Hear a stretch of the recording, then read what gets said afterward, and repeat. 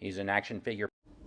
It's Luke and Leia, and they run around and you can play with them. Unless your parents tell you you're too old to play with toys, and you ask them, well, why did you buy me these in 1977 if you don't want me playing with them still? Anyways, there's a solution if you're all grown up and toys are not for you. Here's some enamel pins from Left Coast Graphics. They remind you of those vintage figures of back in the day, and you know what? When nobody's looking, you can pull them off your jacket and go, hey, Leia, let's go! And the ships come in these fantastic boxes that you can fold out. And here's the one for Boba Fett's infamous enamel spaceship. This is the pin. It looks fantastic. You could put it on your jacket. But like I said, when nobody's looking, you can fly those ships around. So remember, get your enamel pins with these awesome card backs and these fantastic pins that double as toys, but don't tell your parents. From Left Coast Graphics. And that was a word from our sponsor. Anyways, welcome everybody on the internet right now. Welcome everybody. This is Toy Duo. As you can see, there's more than 2 people on the screen, but that's okay. The toy quad.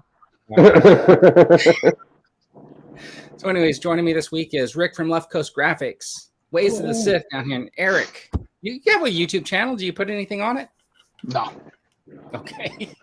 I'm too busy. He's got a lot of subscribers though, because we all follow him back. I honestly wouldn't even know. Anyways, this week on the Toy Duo, we are going to talk about all the reveals. We're going to do our section Hot or Not, where we're going to talk about some of the action figures that got revealed this week, and we're going to discuss whether or not we like them or not. And then we're also going to be talking about the horrible news that this Galactic Starcruiser is closing. Eric has decided to join us. He is gracing us with his presence because he has been there. Yeah. So we're going to talk about that, and we're going to talk about a whole bunch of other stuff related to Star Wars, Marvel, DC, and whatever we can think about. And then, you know, somebody might run off on a tangent and start talking about who knows what, right? Maybe. Yeah. Me and Rick are here, so you know that's going to happen. It's just what's it going to be about, or how many different topics is it going to be about? Right. Say hi to some people in the chat. Dark Lycan 81, he is here. He joined us first. You got G-Force. How's it going? Has joined us. Gerard Kane is here. Sunny. Gerard. Oh, haven't seen Sunny in a while. Miriam Gill is here. Dustman's Dioramas has joined us. And Mr. B is in the chat also. Yo. And we'll try to catch up when we get to that point. But just remember that please chat along, ask questions, make your comments. Let us know what you guys are thinking, because we will let you know what we're thinking. Well, I will if I get a chance to speak. But don't go off topic. Yeah. All right. Yeah. So who has that video? Oh, Dino does this video where he's like, stay on target. He always interrupts me with that. You should borrow that clip. All right. So what's been going on with you guys this week? Well, if you use that video or co-op the video or the idea, if someone doesn't, you should just play Porkins blowing up to interrupt them. We're not staying on target. No, that was the one thing that I so when I see the video pop up and I'm like mid-sentence or something like that, I always get like, and like he's got a tail too. Like you could see it on screen if you're watching him. Like you know it's coming. Like you could see him like looking off to the side and like changing it over. It's mad funny. The other thing too is like, because like sometimes like I really want to do like 2 hours and then kind of like move on with the day, because I think sometimes when you get to like 2.5, 3 hours, you're just sometimes it's fluid and you're still talking and that's perfect, right? But like there's those times where you get there and you're like, oh, now what are we going to talk about? And I always felt like this like kind of drag at the end when it gets to be lengthy. So a lot of times I'll start trying to wrap it up by like, hey, what do you guys got coming out this week? And then all of a sudden it's a whole new conversation. It's tough when you're sober, you know. Yeah. Well, it's not even 1 o'clock there. Yeah, but where you're at, Rick. 3 a.m. in New Zealand or something, isn't it? Come on. Yeah. Oh, it's tomorrow. I think it's funny. Is it tomorrow there? I think it's Sunday, right? Let's see. I'm trying to think if any. Oh, Captain Spaulding has jumped in. I'm going to try to pick people up as we go, but if we're talking, I might just like say their name out there and stuff like that and give them a wave. But and then I'll try to catch up like when there's a pause. I don't imagine there's going to be many pauses today because everybody here on screen usually has a lot to say. So I think that's fantastic. And I think are you guys watching anything new that you want to talk about? Like, I watched the Muppets show, the new Muppet show with the band. That was actually pretty decent. was it? I That was I haven't watched it yet. I watched There's one a- episode, and it's clever, but I don't know. Like I'll say It's not great. No, yeah. There's a Cheech and Chong episode. That's pretty funny. Like they were. There's a Kevin Smith episode, and Yeah, he's in the same episode as the Cheech and Chong. So it's like Oh, all of of course. them. That's the best episode of the season. It was Is like it? 4 or 5. Yeah, that was really good. Nice. Towards the end, it takes a little dip, but like it was good just to have like new Muppets content. Like Mhm. I'm a big fan of that docu style show they did a couple years Oh. ago that was on ABC. yeah. It was and- good. And like they had great adult humor. It was funny. Like I wish they'd bring that back because it was fun. It was especially Hopefully growing it up. has, I missed the original. The Oh well, yeah. Muppet Show, yeah. yeah. Joe. Hopefully, it has a longer life on Disney Plus than 4 months. Yeah. Yeah. You know the Yeah. theme Ooh. song, Eric? Can you sing it? It's time I- to put on I- makeup. It's time It's to time dress to- up right. Yeah, no, I'm not going to sing it, but I love that show. I grew up on all the reruns. Oh, then go for it, Vern. I still You watch it. No, now. I had Put it a on For Plus. I had the Muppet Show lunchbox, the little Oh, metal nice. one. Yeah, that's one I carry. who's your favorite Muppet? I like who's the stagehand guy? Scooter. Scooter. That's my Oh, really? I He's like my least favorite. Really? I like Mine is Animal by far. Animal. Okay, yeah. By far. I like the and then I like of the the rabbit. modern age, there's that shrimp guy. Pepe. Oh yeah. the King Prawn. Kong. Yeah, Pepe the Prawn, King Prawn Yeah. guy. Like he's just he's funny. brilliant. He's funny. Yeah. He's And great. an honorable mention to Beaker. Beaker is one of the coolest Muppets ever created ever. Like just Yeah. Both feel of like them. Both of them that's- are funny. Yeah. Mine's I got like just helping moving everything along. Anyways, that's cool. is that Prawn guy in the new show? Not in this one. No, it's only Electric Mayhem. it's only the band. It's only like it only focuses on them. Nobody else was in it. There was no Oh, cameos. really? So not even Kermit or Miss Piggy or oh, interesting. So I think there's he more called coming Kermit at one point. Oh yeah, no, it seemed like they're gonna it seemed like they might continue this show now with them, like I don't want to spoil it, so like yeah, gotcha. they did set it up though, like to continue this, but then they also like made it seem that there's gonna be more Muppets. Hopefully. So Hopefully. Cool. That'd be Yeah. cool. I get it. I'm a See, fan. everybody would probably expect that I'm one of those grumpy dudes, right? You and Connor. Have you ever? I'm watching a show. The reason I ask is because I'm watching a show called Silo on Apple Apple. TV Plus, Okay. and I didn't realize it, but it's I guess by Graham Yost, who did Justified, Mhm. and I'm watching it, and I really am digging it. Right, like That's coming back for another season. yeah, I'm hoping that it doesn't turn out to be like there was some show. I don't know if you guys saw. There was some show that was on where these people were supposedly on like 100-year space voyage, and there was like a murder on the spaceship, and then the guy had to figure out how to be a detective by going down to the library and reading the detective novel or whatever. But Oh, it I thought turned you were out talking about like, the 100. That was on like CW. That sounded that was good. yeah. But this show, they gave away the secret too soon. I thought that other one, and it turned out that the spaceship was just underground, and these people just thought they were like on a space voyage to somewhere, and it was like a science experiment to see how long people could live in a confined type environment, and then how the society would grow and stuff like that. So there were people from going down and like monitoring them and stuff like that. So the silo, they're in this silo, and they've been there for like hundreds of years, and they got to keep it running and stuff like that. And supposedly there's like an outside world, but you die if you go out there, supposedly. But they only see stuff through like a video camera screen. So there's no actual windows, right? So there's speculation that what you're seeing is not actually what's happening. That they're manipulating the video or something like that. So, anyways, it's pretty good. Huh. Yeah, I'm waiting.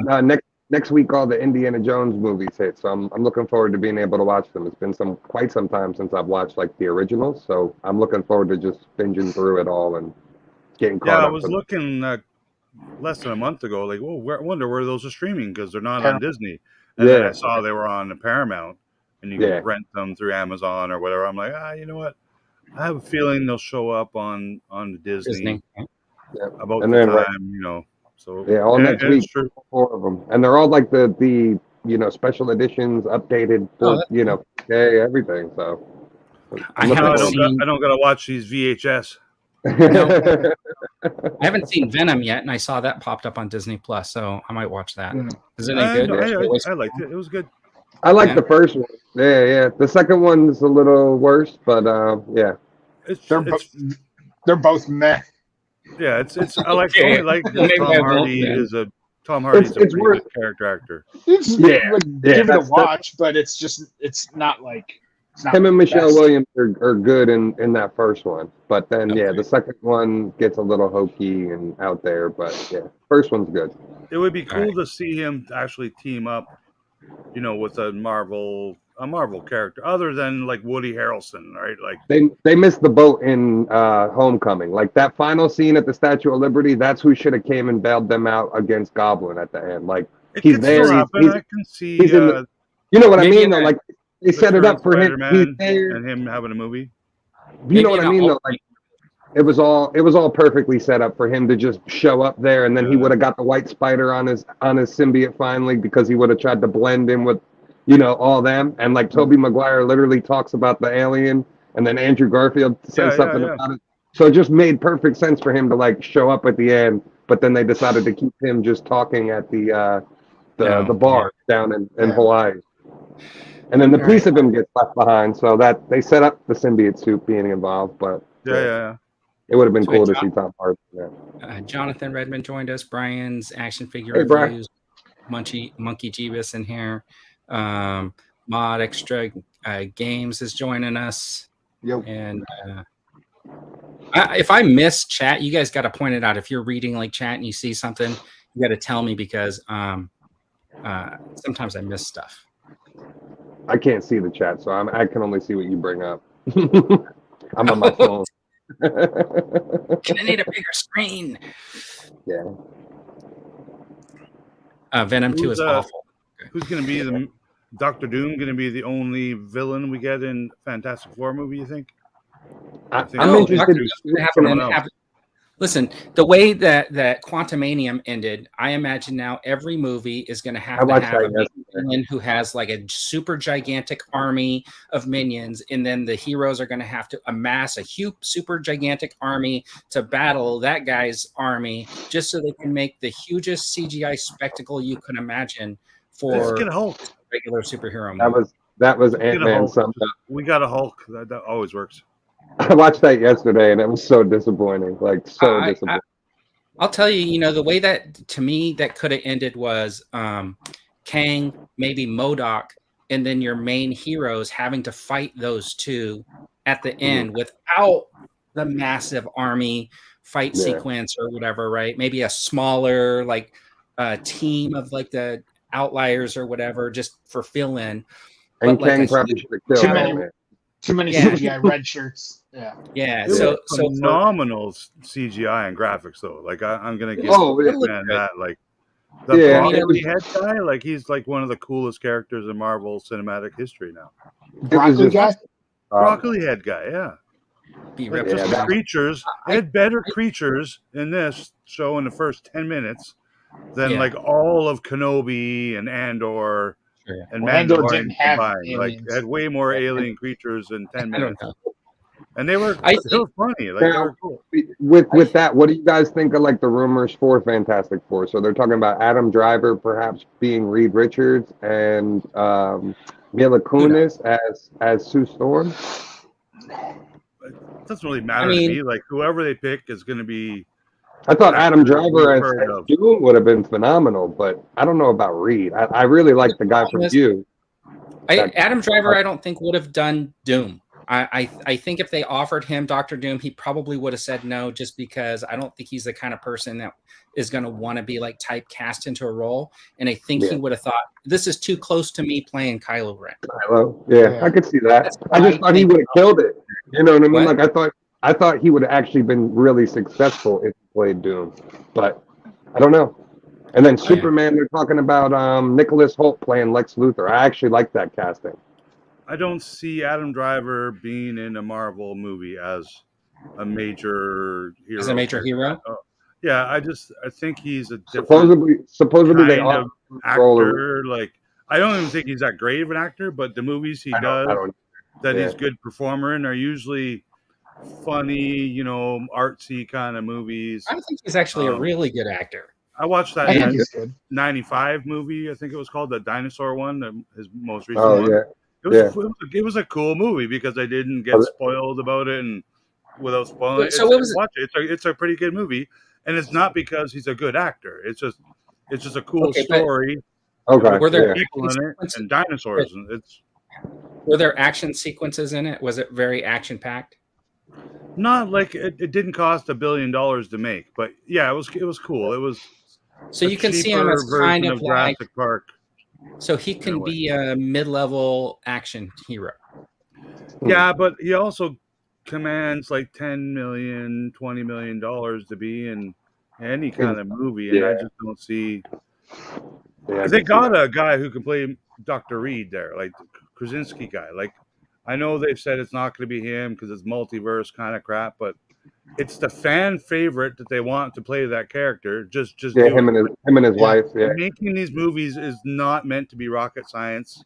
I think when picking a rocket scientist. So the problem was he didn't want to sign on for multiple movies in long term. He's a director too, so he wanted $10 million. Or he would probably. I know. $10 million. Trust me, Rick. I don't understand why they're like, oh well, I don't want to be here forever doing this role. It's like you keep backing the Brinks truck up to my house, I'll do whatever you want. Part of the deal is it's a different he'll get the mindset, though, right? He's like look at the guy that plays Finn.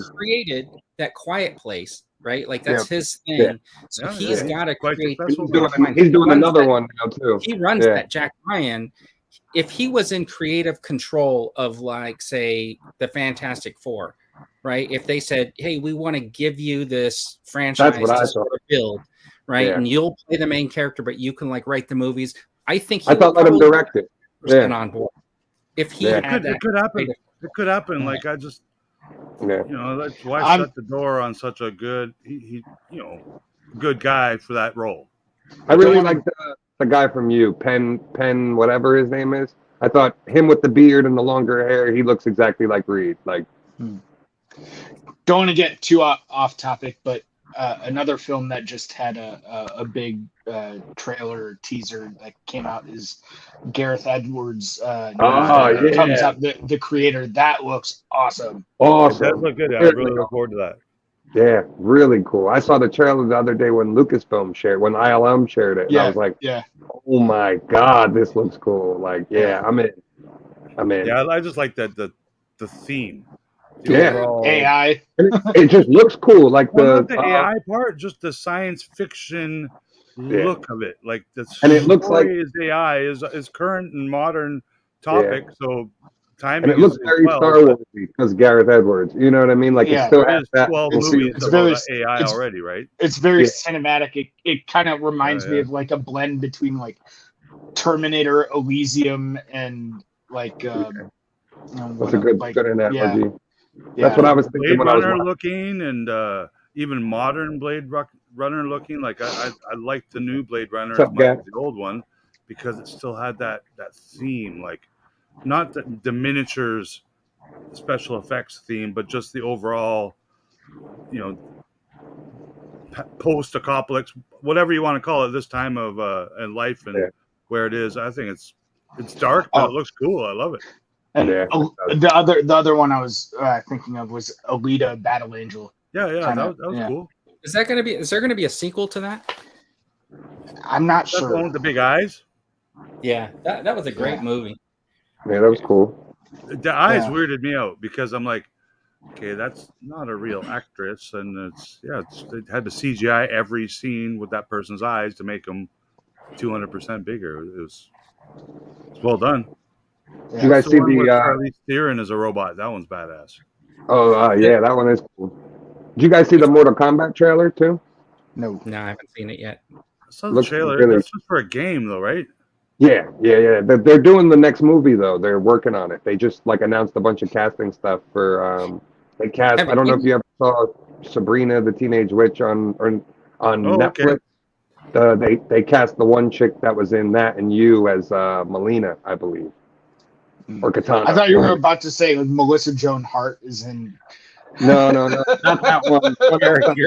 You're dating yourself. That's the wrong. Yeah. wrong Yeah, Well, the you Mortal mentioned Kombat Sabrina. trailer. different The Mortal generation. Kombat trailer caught me like totally off guard because it's named Mortal Kombat 1. So like I had to take like as I was watching the trailer, I was like, oh yeah, at the end of the last game they like rebooted the whole entire universe. So like it caught me was. off guard. Are you talking about the girl that was in Mad Men? The daughter in Mad Men? I'm not sure. I didn't watch Mad Men. Mm. She's in You. She's in like the newer seasons of You, and she's in Sabrina. That's what I would know her from. Was she the main character in the Netflix Sabrina? No, she was she was okay, one never of, mind like, then. one of the side characters. Yeah. Okay, the main one was the one daughter in Mad Men, the blonde. Oh, okay. Yeah. She's a good actress. I'm surprised that show got canceled. But now we're really off topic. Here's John. Yeah, it's Super Jade. Yeah. Hey, John. Hey, how's it going, Super John? John Claude Van Damme, Johnny Cage. Yeah, I was just talking about that with the toys. I'm sure you probably have the one in the hot or not, but I was just talking about, man, wouldn't it have been something if G.I. Joe Hasbro could have landed that Mortal Kombat like Street Fighter license and done That would have been awesome. Again. Let me see. I have one of those GI Joe. Well, didn't they make a crossover figure in the 80s? Yeah, well, it was in the 90s. It was back in the day. They had the Mortal Kombat Yeah, license. I can for sure see them doing it again for classified scale. That would Like, be so awesome. So How do you run awesome. it, John? I know you Anyway. G.I. Joe nerds would be all over it. Yeah, Uncharted. I mean, I'm surprised that like people were posting pictures now of those Jada Toys ones, and they fit perfectly in scale with the Okay. classic. So like I was like, yes, that's kind of tempting. They're like 6-inch scale and not 7-inch or 5-inch. Yeah, and they're not like bulky. So like somebody posted Storm Shadow and Ryu in the same shot, and like they look like they fit right next to each other. So I was like, okay, cool. There you go. That's Maybe not. very Then. tempting. Yeah, that's very tempting. And they come in like a cool like arcade style pack, so it looks like the old Street Fighter like game.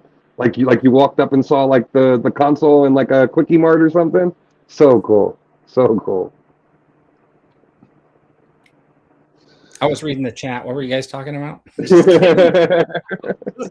you probably got a picture in your slideshow, but I don't know who's making it. But there's like You guys are giving me a lot of credit for what I might have in that slide. Godzilla slash I don't know Pokemon slash something else robot toy thingy. It's probably Bandai, Bandai or I don't know what it's like. All the Asian culture robot machine things built into one, including Godzilla. Like, and I was like, "What? It just can't be real." What is it you're talking about? It's a toy that's like it's Godzilla, and it's like Voltron, and these other characters, and they all join together, and it's got like a Godzilla head and Voltron. No, I haven't seen that at all.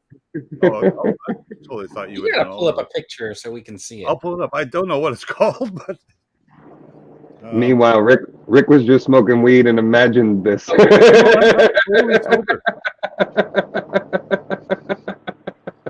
I've had this guy for like a super long time. It was one of these like when I was a kid, I used to get all these like soft vinyl, these plastic vinyl figures, the Kamen Riders, Ultramans. They came in all different sizes, and this show was on. But like I don't speak Japanese, so when I would watch it, it was kind of like, oh, okay, the fight scene is cool, whatever. But then as I got older, I think that the memory of this show has kind of like went away, right? And when I see this figure, I always imagined this as like a villain. And so they are coming out with like a not the Evolution Toys or whatever is coming out with like the updated ones. Yeah, right. So I had to do some research to figure out, was this guy like a villain or what is this? Because I've had this since the 70s, right? Like about 75. And he is a hero, but he's like an underworld type hero or something like that. So this show, I think, was based on these characters, like demon characters that become like these heroes and stuff like that. But I always thought this was super cool. That's probably why I still have them. But then I start looking closely and I'm like, is that Batman? Yeah. It's just crazy to me. I mean, like, look at the ears and everything, right? Yeah, it's like almost Mickey Mouse too. Like you get a little Mickey Mouse vibe out of it, like when you hold it. I was thinking Batman and the bat nipples on that. Is he mixed into your mixed up superhero, Rick? That one? I'm still looking for it here. Give me a sec. Hey, Cat. Hello. I don't know all the names of these characters, like Gaidan and. All right. Well, okay. So let's talk about this while Rick's busy searching the internet for something he doesn't know the name of. So it'll be super hard for him to like actually type it into Google. So the word came out this week that the Starcruiser is closing. So how do you guys feel about it? I'll let everyone else go first on this. I can provide a rebuttal. So, all right. So I think it's expected. I mean, like we kind of knew that it was going to happen eventually. We didn't, we saw the reports like even when it first opened that sales weren't great, people weren't booking it a lot. The price was a little high out of like most people's range.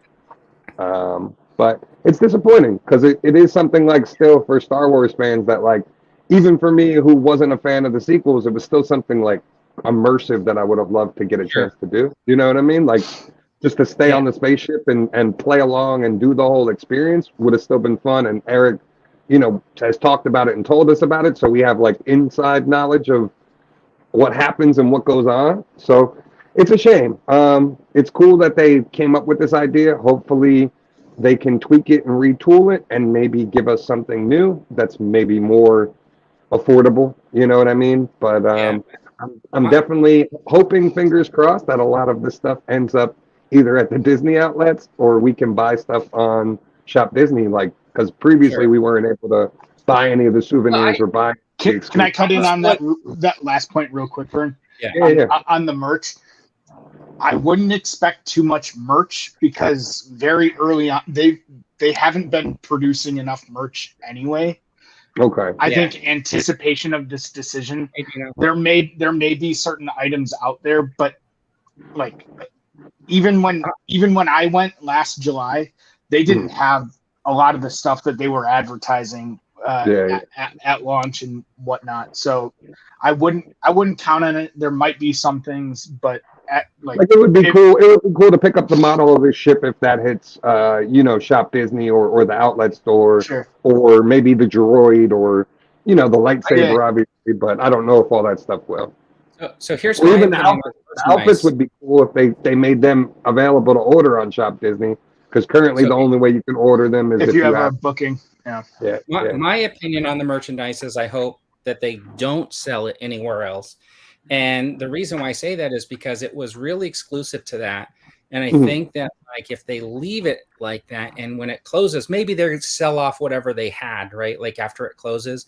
But like after that, I think that's like a boon to like collectors who actually went and immersed themselves in the experience to still be able to have a treasured memory from that experience that like no one else can. And I guess that's like me being like selfish a little bit about having like a collectible that you had to go do something to obtain, right? That, or you get it secondary market or whatever. I think that's what makes like a collectible special in a way, is that based on the experience. That's why I always like say with these convention exclusives that they just sell online after, I'm like split on these, right? Like they shouldn't do mainline characters as exclusives, but they should do like a one-off of the main line as an exclusive, which makes it. I'm going to take this down, Rick, while we're talking. Yep, Makes it like what would make that more memorable, like that Kenner colored Boba Fett. I totally think that should be available and people should be able to get it, but I don't. And I hope that when they do finally release that Black Series 1, they don't do it on that reflective card back, right? So that reflective card back is what makes it unique or special to that convention. They could have put like a convention banner on it or something like that. As for the Starcruiser closing completely, I wish that what they would have done is maybe try to like pivot it a little bit and make maybe part of the experiences like accessible to not having to stay for the 2-night thing or whatever, the overnight or whatever it is. Can I just, so I did see something from, I guess, the operations manager had posted something yesterday on social media, and she had said basically that they were very overworked and very, like, the things that they could do as a staff and they were very limited, and they had higher ups that were, if they didn't like something, immediately made them change it or pivot from like what they were doing. And she was saying it's very stressful, and she gave a lot of credit to the staff and the people that stayed immersed as characters for the whole entire thing. The cast members were excellent, and that's not just like the actors that were improvising constantly and whatnot. That goes down to like the janitorial staff, right? Like people developed their own stories and really got into it and what would really suck is if one of those people lost their jobs. And I'm doubtful they will. I'm pretty sure it's they'll find something. Companies on the planet. They said that they were going to. A lot of them were in the college program. Yeah, they'll relocate them or do whatever they do. You dress up as Goofy, or you're this guy. Yeah, but I don't think they're going to unless Goofy. they actually lost hundreds of millions of dollars in a year, which I think they're kind of at that threshold or timeline now. They could just actually tear it down and write it off. Like that's something that can be done. Oh, they can easily. It will get reworked to something else, whether it's a place to buy ice cream and candy bars and get massages, whatever it is. I don't think they're gonna tear down a concrete structure that has living quarters and plumbing. I don't want to see the spirit sign on that thing. And it costs twice as much money, but it'll get reworked into something else. It might turn into Legoland, whatever. Pick a new Disney theme and it'll become that kind of thing, right? I'm not optimistic about that, but they're like. Well, remember, it's in two places. It's in two places where. No, it's one. It's only in. Oh, it's not in California and Florida? No, it's only in Florida. Oh, well, then I think they just tear all the shit down and it doesn't matter. Eric, let me ask Eric. I don't think they care about Florida either. I think they might move to another state if that. I do too. If things. I totally thought it was in both places. My bad. So Universal Studios does a thing called a VIP pass, and for like $400, you go on a special tram. You can go to the back lot. You get out. You walk through the sets. You have a special lunch, whatever.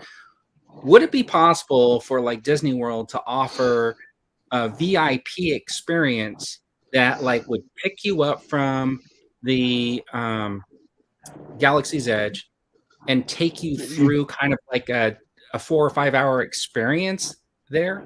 I think they do that for celebrities. Well, I think this is a bit more targeted of an experience in a much slimmed down.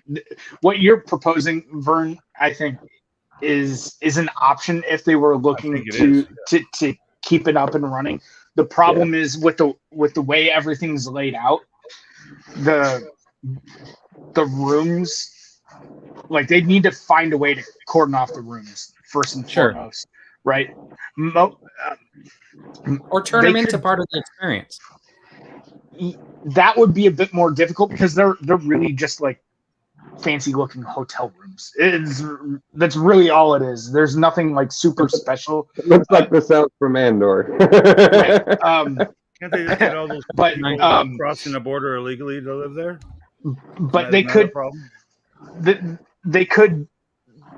they could do something like that. You take the fancy box truck from Galaxy's Edge by the First Order area, and then you go into the Halcyon, and you can kind of run around. The problem with and this might be going off into a big kind of rant, but the big part of the Starcruiser experience is the story that's interwoven into the experience. It's like, if you didn't know, Galaxy's Edge in Batuu is like a Groundhog's Day experience. It's the same day on that planet every day that you're living through, and it's woven into the experience for the Starcruiser, which is like the 125th anniversary cruise, the like maiden voyage that made a port call to Batuu, right? So that's kind of like the story you're going through. If you were going to do that, you would need to remove. They would likely need to remove a lot of the interactive elements where you're playing around with with the story. That's what makes this, I think, really costly. Is the amount of development that went into the mobile app to play along with the story, make decisions that would trigger like sensors on whatever, like the actors to interact with you a certain way or whatever, right? There was some really sophisticated like gameplay elements with this.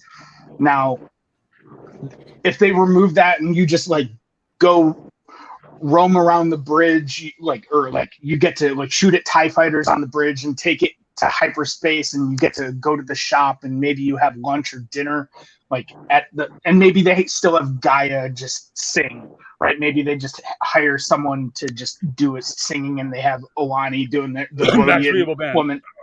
Well, I think they'll incorporate those characters over to Batuu more than likely. But they're easy ones to slide over. They cut out. I doubt that. I don't think they're bringing aliens over to Batuu.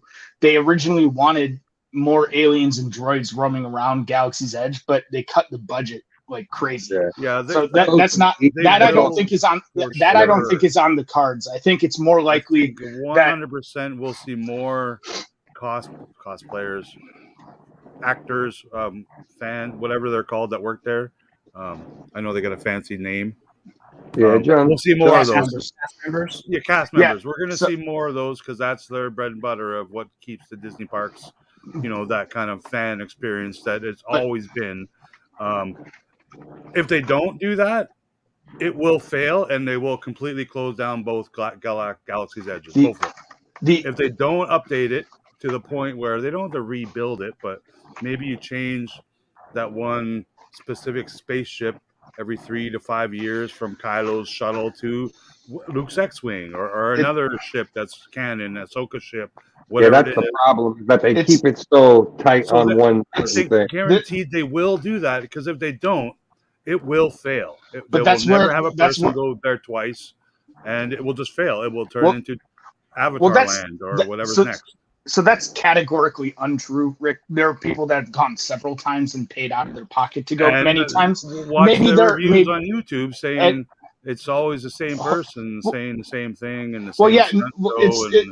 It's the same story, but you can craft your own kind of story and narrative and go down different paths that you wouldn't have experienced the first, second, or third times you went. Granted, that's really expensive, but I'm sure you can tell I'm upset about this. I love the experience. I would have loved to have gone back. However, this wasn't the right way of doing things. It's what they did was excellent.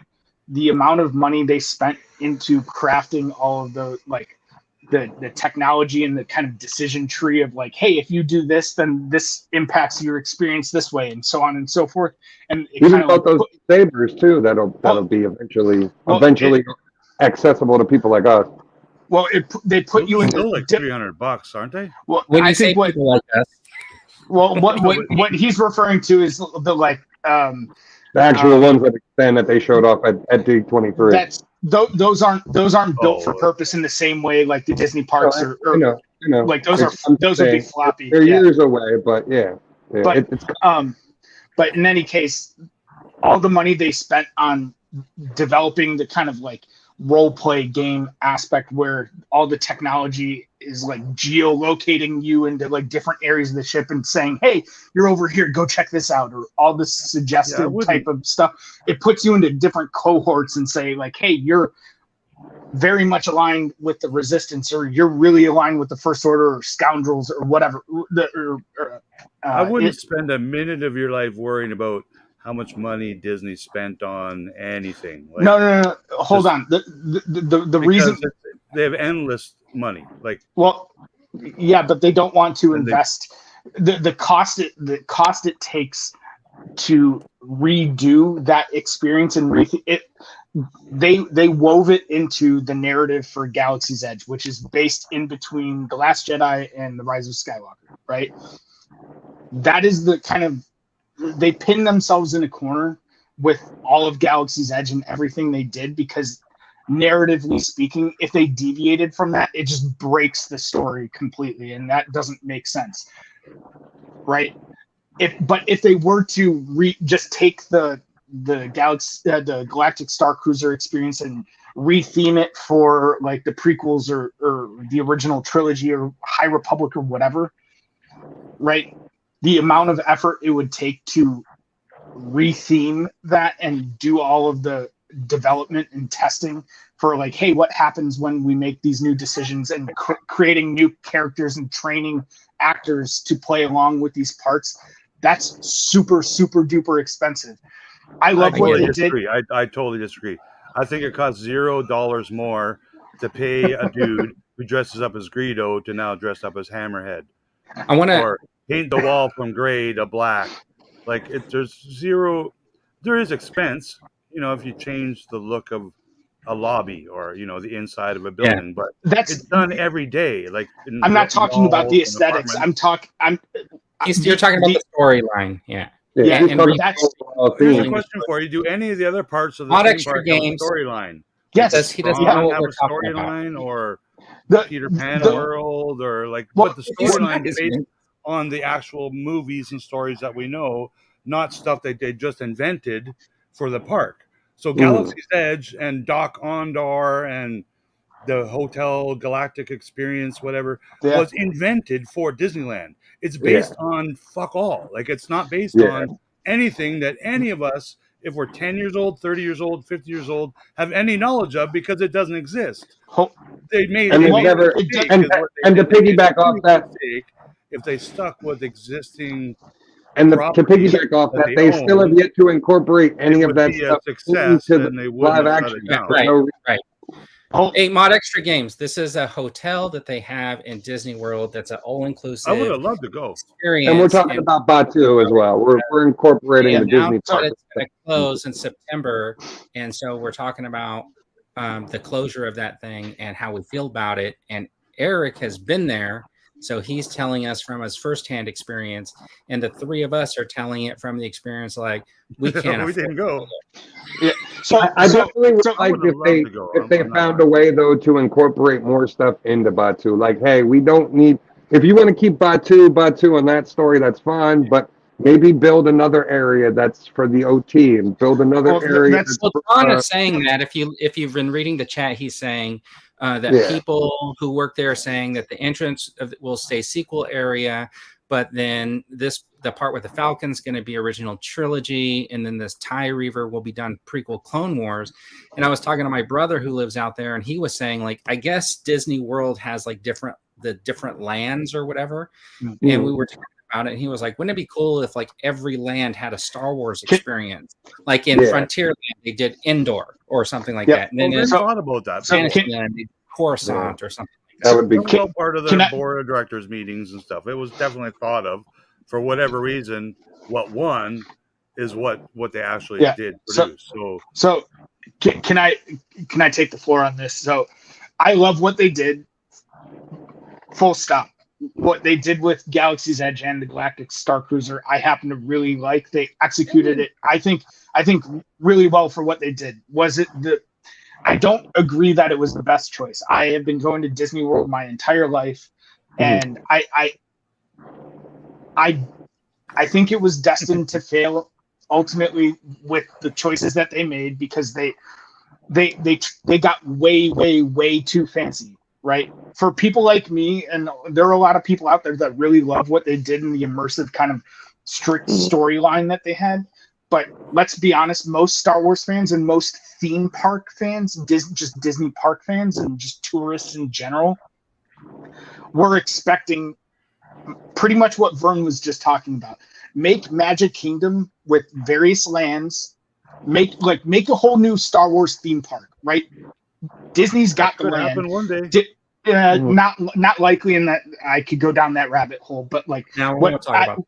But I think what people, but I think But what I think in Disney have this, in Animal Kingdom have Endor, in this have Tatooine. That would be cool. That would be cool. What I'm actually Star Wars, it'll be Twitterland.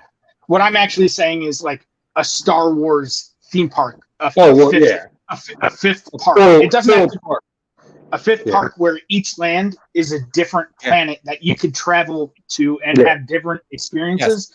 Yes.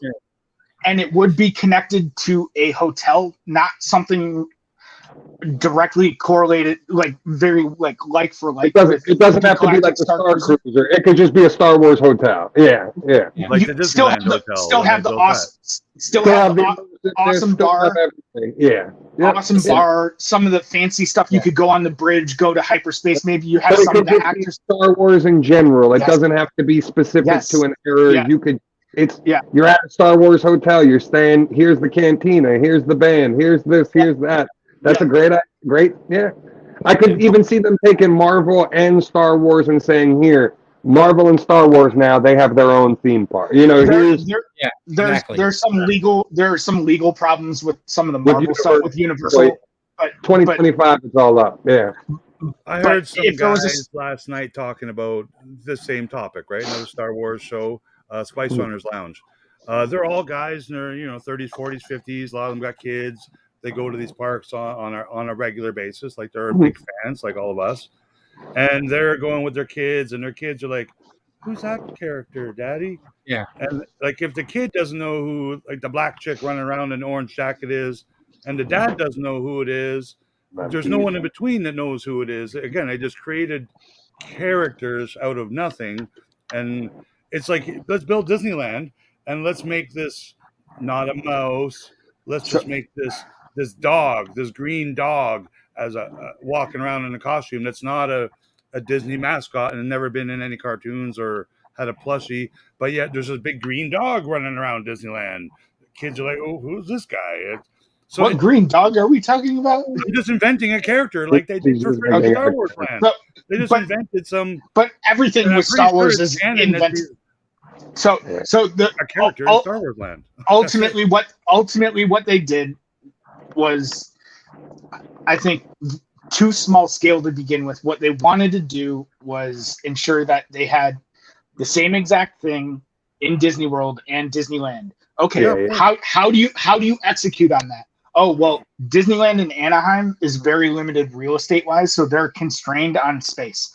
So that is the maximum amount of kind of space that they're dealing with, which means they couldn't do something bigger overall and have it in both places. If they were going to do something bigger, pretty much it has to be Disney World. Just has to be. Yeah, because they have the land in Disney World. Peter Pan Land, or some other part of the park that they don't use. I think with that too, set the way it is, I think it's perfect. You walk through that tunnel. I think it's cool. I can't wait, man. I just want to walk around a corner and see a falcon there. It's good. I love these, though, by the way, from Batu. These are so cool.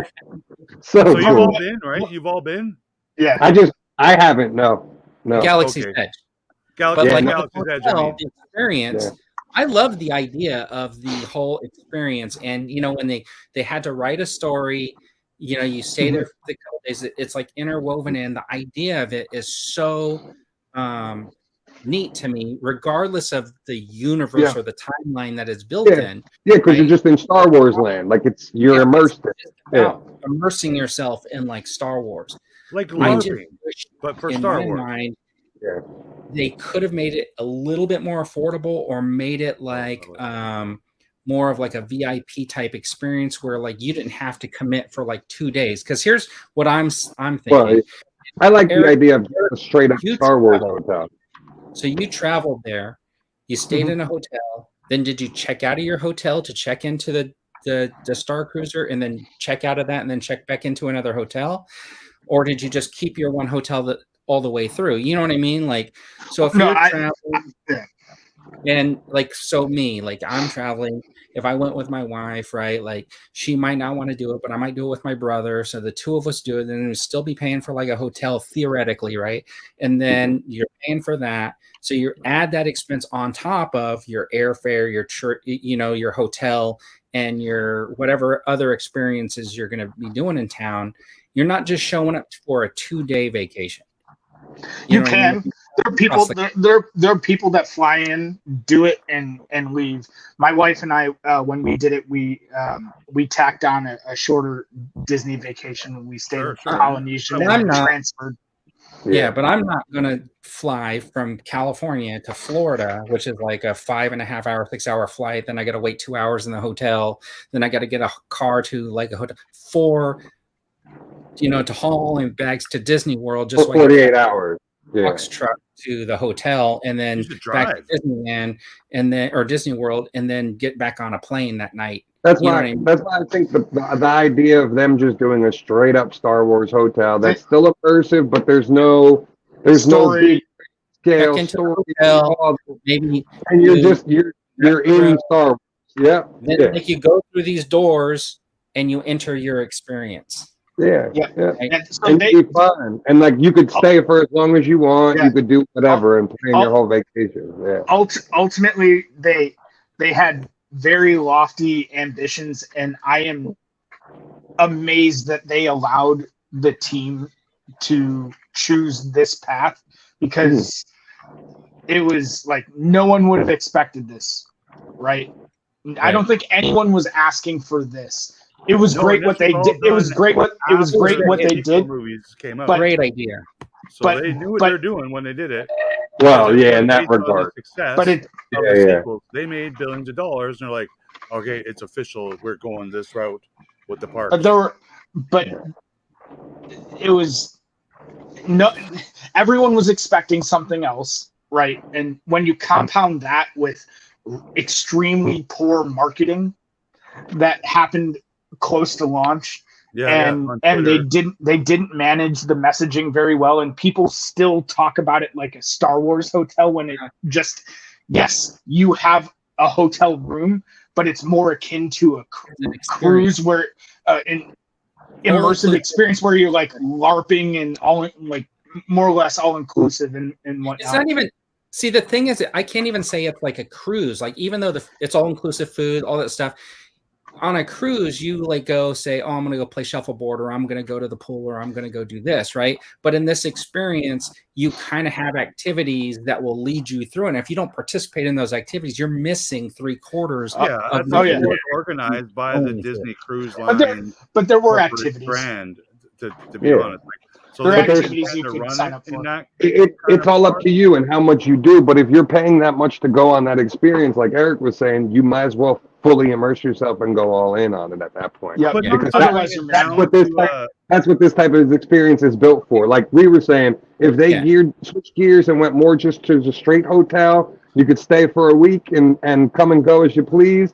I think that's the route they go with it. And that's probably how they will go. Yeah.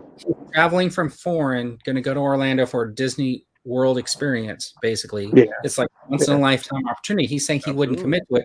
But I'm going to tell you, if that's your story, I definitely think you should commit to it. That's something you should add on to that. Oh no, that one. You didn't like it. You spent your $8,000. You flew in from Australia or Toronto or wherever you came in, and you actually didn't like it. Then it's not that lifetime achievement that you wanted, but you spent all that money on it. Like, so I think that a lot of people did get to see what the experience maybe kind of was, not like spoil it, but just see videos and pictures and see the reviews, see the different stuff. And maybe people like, maybe I don't like it, or maybe it encouraged, because I'm sure it did. I'm sure it did both. I'm sure it brought people in, and I'm sure it maybe discouraged some people. They're like, oh, well, there's no RTV, whatever the reason was, right? They Yeah. had some really bad marketing around it. They had some bad videos, and when the price points did come out, they didn't manage that messaging. Oh, yeah, that was the worst part. They didn't manage the messaging very well, and to be honest, a lot of people to this day still conflate various different topics of like this being a hotel, and they'll throw out the price tag, but a lot of people say it's like, oh, per person. It's not the case. If you fill the room, it's less, significantly less. That's what a lot of people were The saying. price was, I You think, could it fit was all five people profit. in I don't in think the it room. costs that much to operate in any way, because I've stayed in many hotels. I've been to many shows. Like, I remember going to Universal Studios when I was a kid in the 80s, and you got the A-Team show. So for like half an hour, you got people driving around in cars and motorcycles and fire bombs going off. You got the Cowboy show. You got the Back to the Future show. Whatever the show is, they're all scripted and they're repeated several times a day by the cast and crew, whatever you want to call them. You know, they all get paid similar wages as, you know, the dude that dresses as Goofy at Disneyland, or as the singing lady at Galaxy's Edge, whatever the thing is. So, and it doesn't cost you $4,000 to go watch that A-Team show, to go see the Jaws ride. Wait a minute. All these scripted For shows that are experiences, in But depth. for you, how much does it cost for you to fly down to LA? Probably a couple $100, $300-400 at the most. Okay, so $300 or $400. How much is it going to cost you to stay for 2 nights at that Hilton right there by Universal Studios? Probably $500 a night if I chose to stay at a hotel. Now by you the just park. spent $1,300. But I wouldn't. I'd stay at one for $100, 10 miles. Yeah, but away. but you're right there. You just spent $1,300. I'm the same. Right? I wouldn't though. I would $200 to get into the park. So you spent $1,000 $1,500 for your 1-day experience at Universal Studios. Yeah. Again, even like Sir Eric said earlier, if I'm going there, I'm going to all the food and drinks are included in that as well. Yeah. Now you got to go to Voodoo Donuts and spend $25 on a donut. You got to go over to Tony Roma's place for ribs and spend your $47 on your half a rack of ribs. And that's why, I said the price. The price point, when you think about it, it's equated to going on a cruise ship. It's just you're not actually. It's the closest. It's live action role playing on like a cruise, right? That's what this is. But nobody, I don't think there's anyone in the right mind who would contest that it was expensive. It was just from like a product development perspective, for that price point and for them to hit the kind of margins they needed to continue operations, there just wasn't a large enough fucking population of people that were willing to pay that. Right. There are people like me who would love, I didn't get to go multiple times, but there are people who went several times.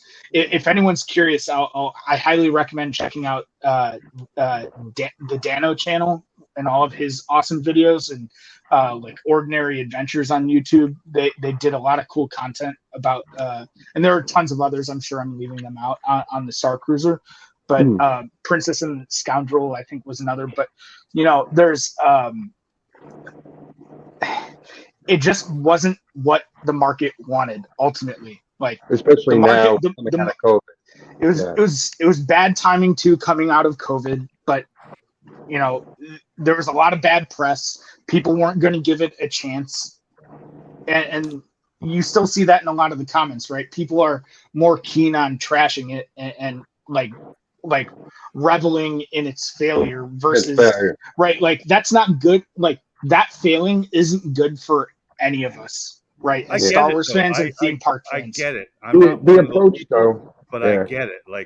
They effed up, and hate to say I told you so, but Mr. Bob, or because everyone's like, I'm blaming Kathleen Kennedy.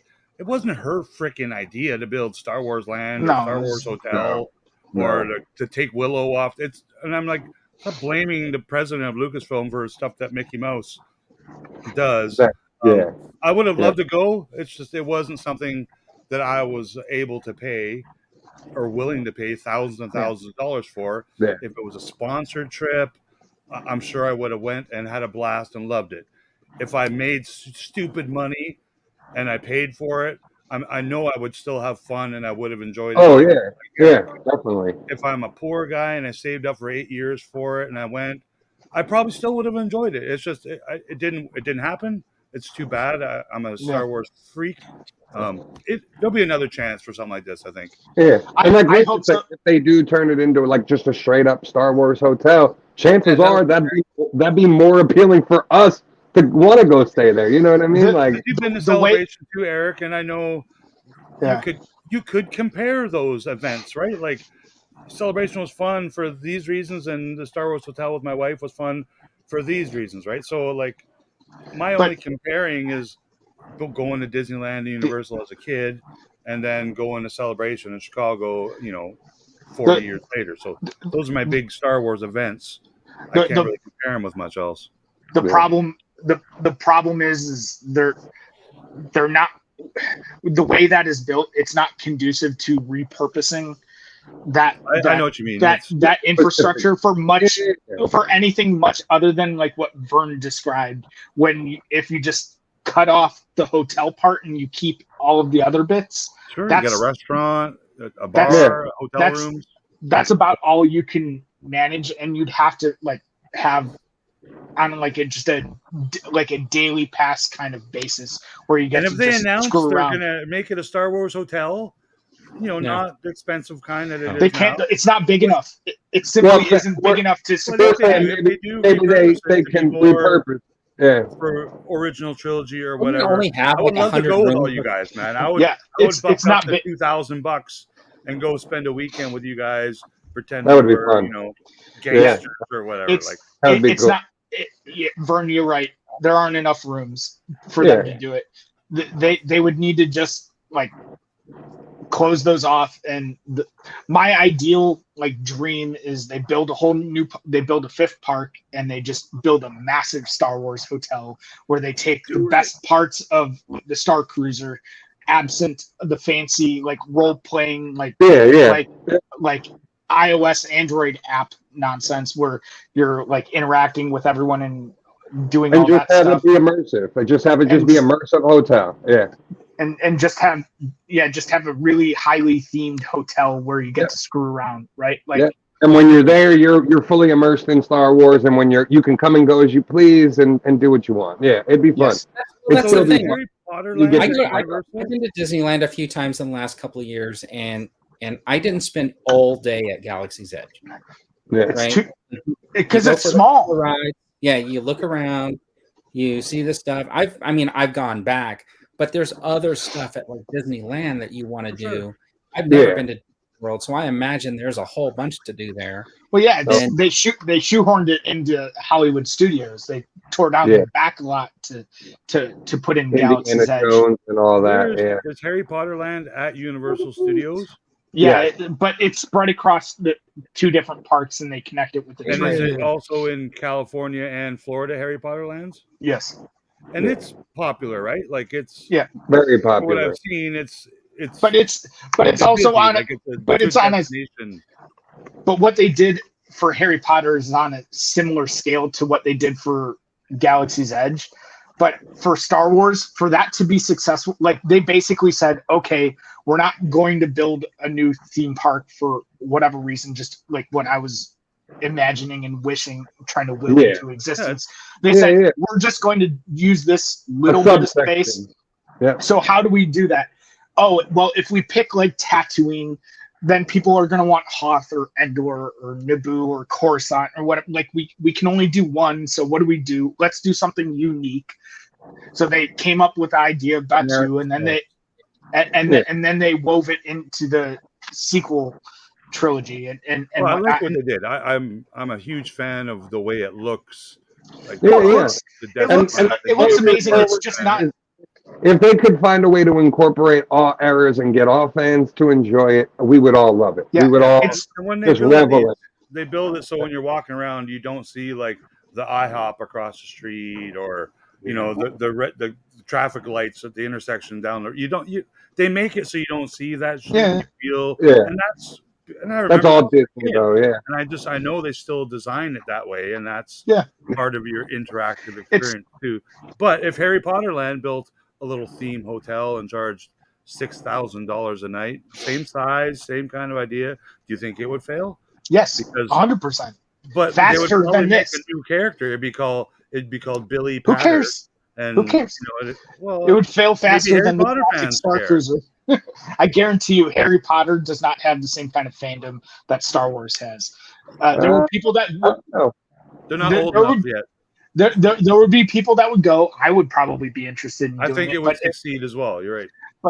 but if they just did the same thing, it's too niche and too costly to maintain. Right. Period. well, that's So- the whole thing. Yeah. Right. So, you know, they unfortunately just chose to do something a bit smaller, and I think for a lot of people, I think we were hoping they'd do something much larger for something as big as Star Wars, and they didn't do that. Even with Galaxy's Edge, love what they did, just not enough of it. Have you been, Vern? Harry Potter Land? No. I've been to that one. Yeah. I probably am going to go this summer though. Yeah. No, it looks pretty neat. I just like looking at Harry Potter Land. architecture, just Universal's all fun the in general. buildings and stuff, and like It's I remember not Universal Studios in I don't think we're going to start 1985. talking about the Star Wars hotel thingy closing. They were still filming Back to the Future, like part 2 and 3, when we were touring the lot. And I remember seeing like the clock tower and shit, and it's I did still too. there to this day. All that stuff, and that's the shit I loved about it. Here's the funny part about listening to Rick talk about Universal Studios and the Back to the Future set and the A-Team. We might have been there on the exact same day No doubt, eh? because Indiana Jones, that was a thing they had in Disney back. Was it in They Disney? still have it. they- Or was Disney it World- Universal?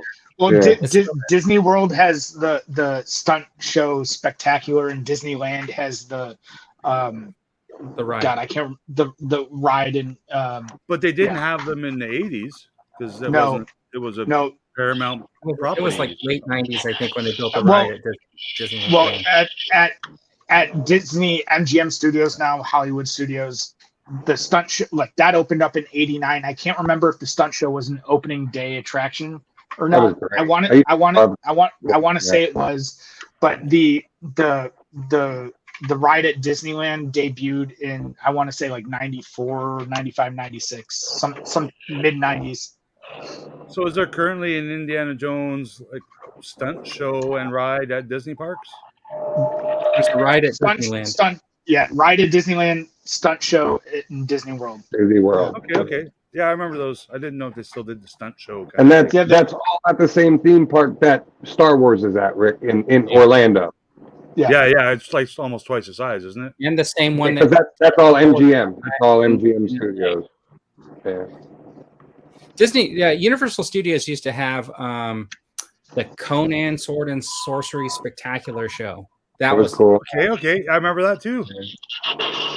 Rick, I want to see this I thing that always you're remember talking the about. A-Team show, man. Like, you're like sitting in this little arena, like in the dirt. Uh-huh. Well, the ground's dirt, and in comes the A-Team van and cowboys, Yeah. whatever. I don't know. It was all kinds. There was a cowboy show too. Yeah, there was. It was a stunt show where they talked about doing stunts. I want to see Okay, this so- conglomerate toy that you said that they're coming out with. Oh no, I gotta mute that. Do you really? Do you know this song? No, but I don't want to get a copyright strike. So I don't name all these characters. Just Yeah, Godzilla. Kamen Rider, Ultraman. That of course is Godzilla. I don't know who that Yeah. guy in the back is. Knight Rider. What? Oh, so it's like Power Rangers or Oh, with man. them. This is like a Megazord, Voltron this, almost. and- This is a real thing. Like, This is wild. What am I watching right now? combining of all Asian toys ever. Yeah, and one. It's pretty cool though, right? That's wild. That Godzilla head And look on at the the- chest is like a taxidermy type of like mounted kind of. Yeah, that is crazy. So yeah, Power Rangers Zord with all of the properties. That's pretty cool. It appeals. It would appeal to a bunch of different people who love all these different brands, right? Yeah, especially if you like all of them. I mean, it's perfect for you. You know what I mean? Like, if you're into all of them, it's like, what more could you want? I'm trying to figure out if they made HasLab. this commercial for this toy or if this is from some sort of a show. I think It could be like a team up event. Yeah, it's What's a that say, project. Vern? I can't read it, but it looks Come pretty on, cool. I thought you could read all this. So what's the background on that? Are people trying to make that toy? I think This it's is I a think somebody's Bandai making it, advertisement. but it's yeah. I mean, So yeah, that's really. it's I being think you made. can pre-order it right now. Maybe it's some kind of like their type of HasLab. That's kind because it's SJHU project. So like, Oh, maybe maybe. I was hoping it wasn't any kind of a maybe it's like a crowdfunding type thing. crowdfund. I don't know. Who knows? Yeah. That's pretty cool though. Well, I'm looking at all the heads on the shoulders and There's a lot. whatnot, and honestly, this is kind of giving like The only one I don't know is why the- I don't know why I'm thinking this, but it just reminds me of like the Human Centipede or something. That's Silverhead. That's Ultraman, right? Is that a guy? Ultraman. This is Yeah, Ultraman. it's Ultraman, Super And there's a Sentai, man at the very This is top an inside Ultraman of body. something.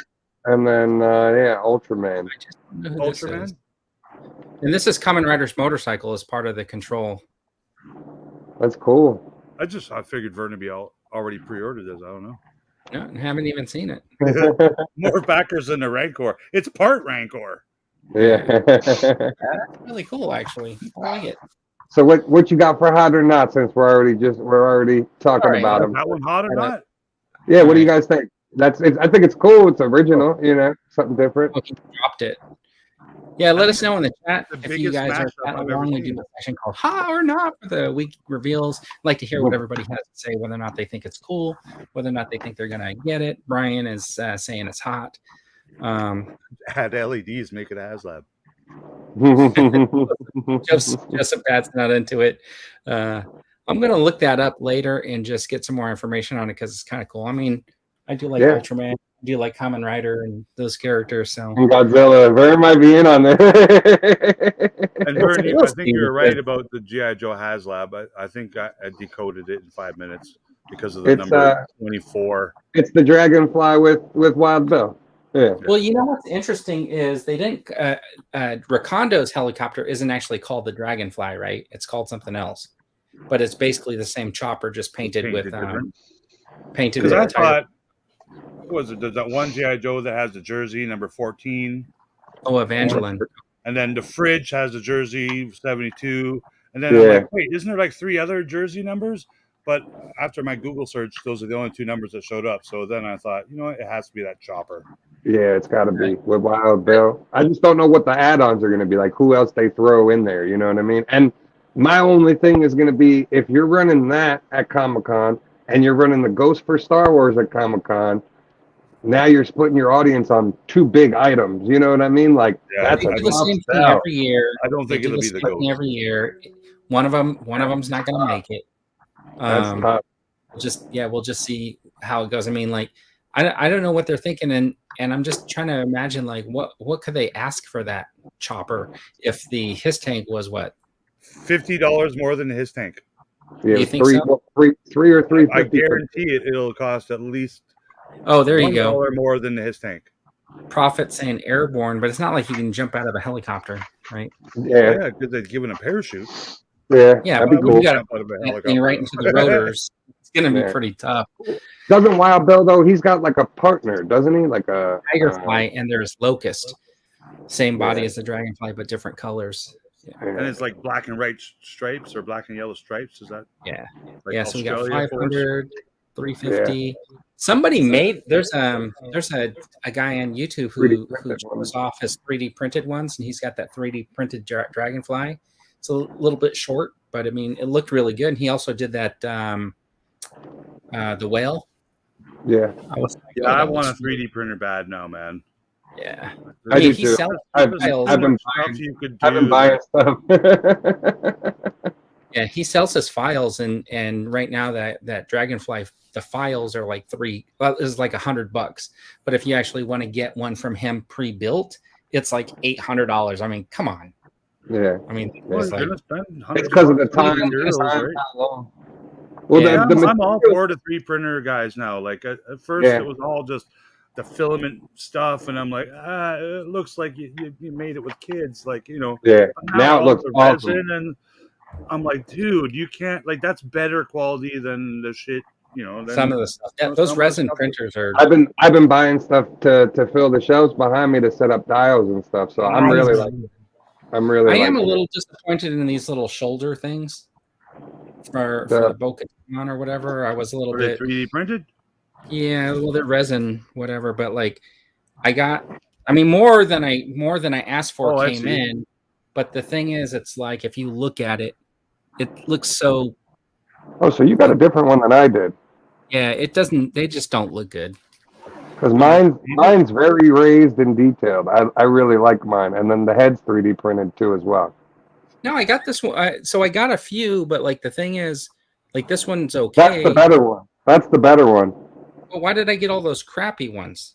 Because that was the other guy's print. So he sent both because he got one file from somebody and then the other file from another one. Oh, so he just decided to double up and say, "Do you pick Well, he which said- one you want?" Yeah, basically. So you got like the crappier print, and then you got this nicer one. This is the Aerobus one that looks really, really nice. It's raised. Oh, It's did you detailed. just glue it on top of the old one, or what?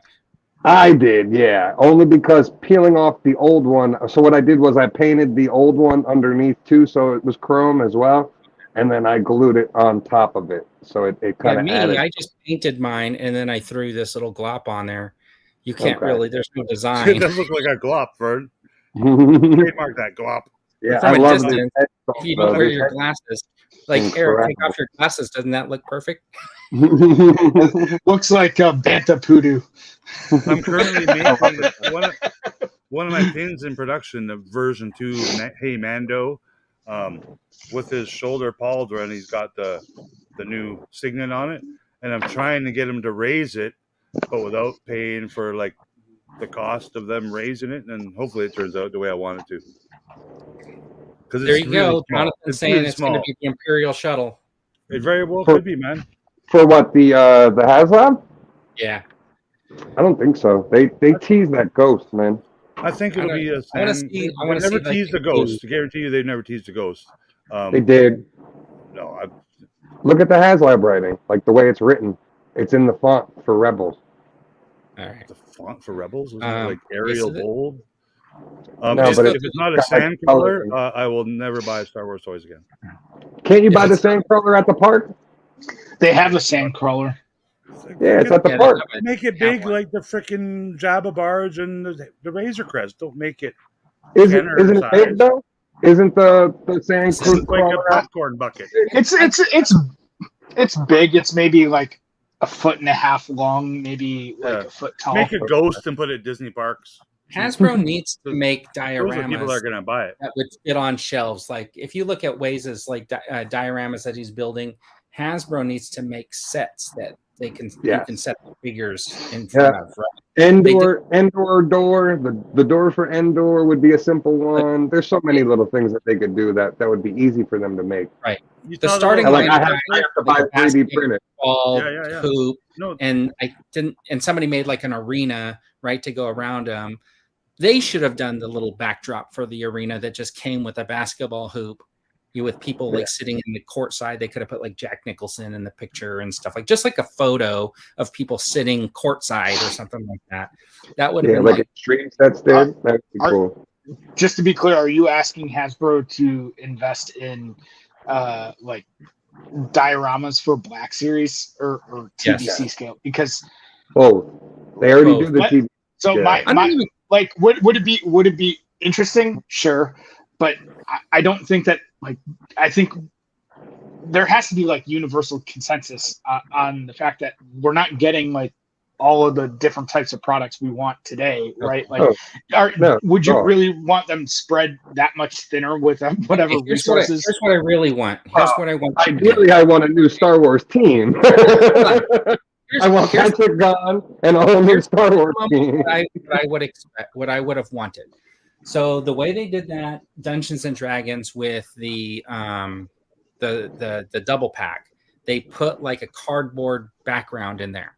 Yeah. So when they did like the Emperor and his throne, they should have put like a cardboard backing, which would have been that like window behind him, right? Like it's a cardboard. Cool. Or even make that like with little backgrounds now. Heroes of Endor, they have all those backgrounds, but how about something you could take out and then have on your shelf if you wanted to have them out of box?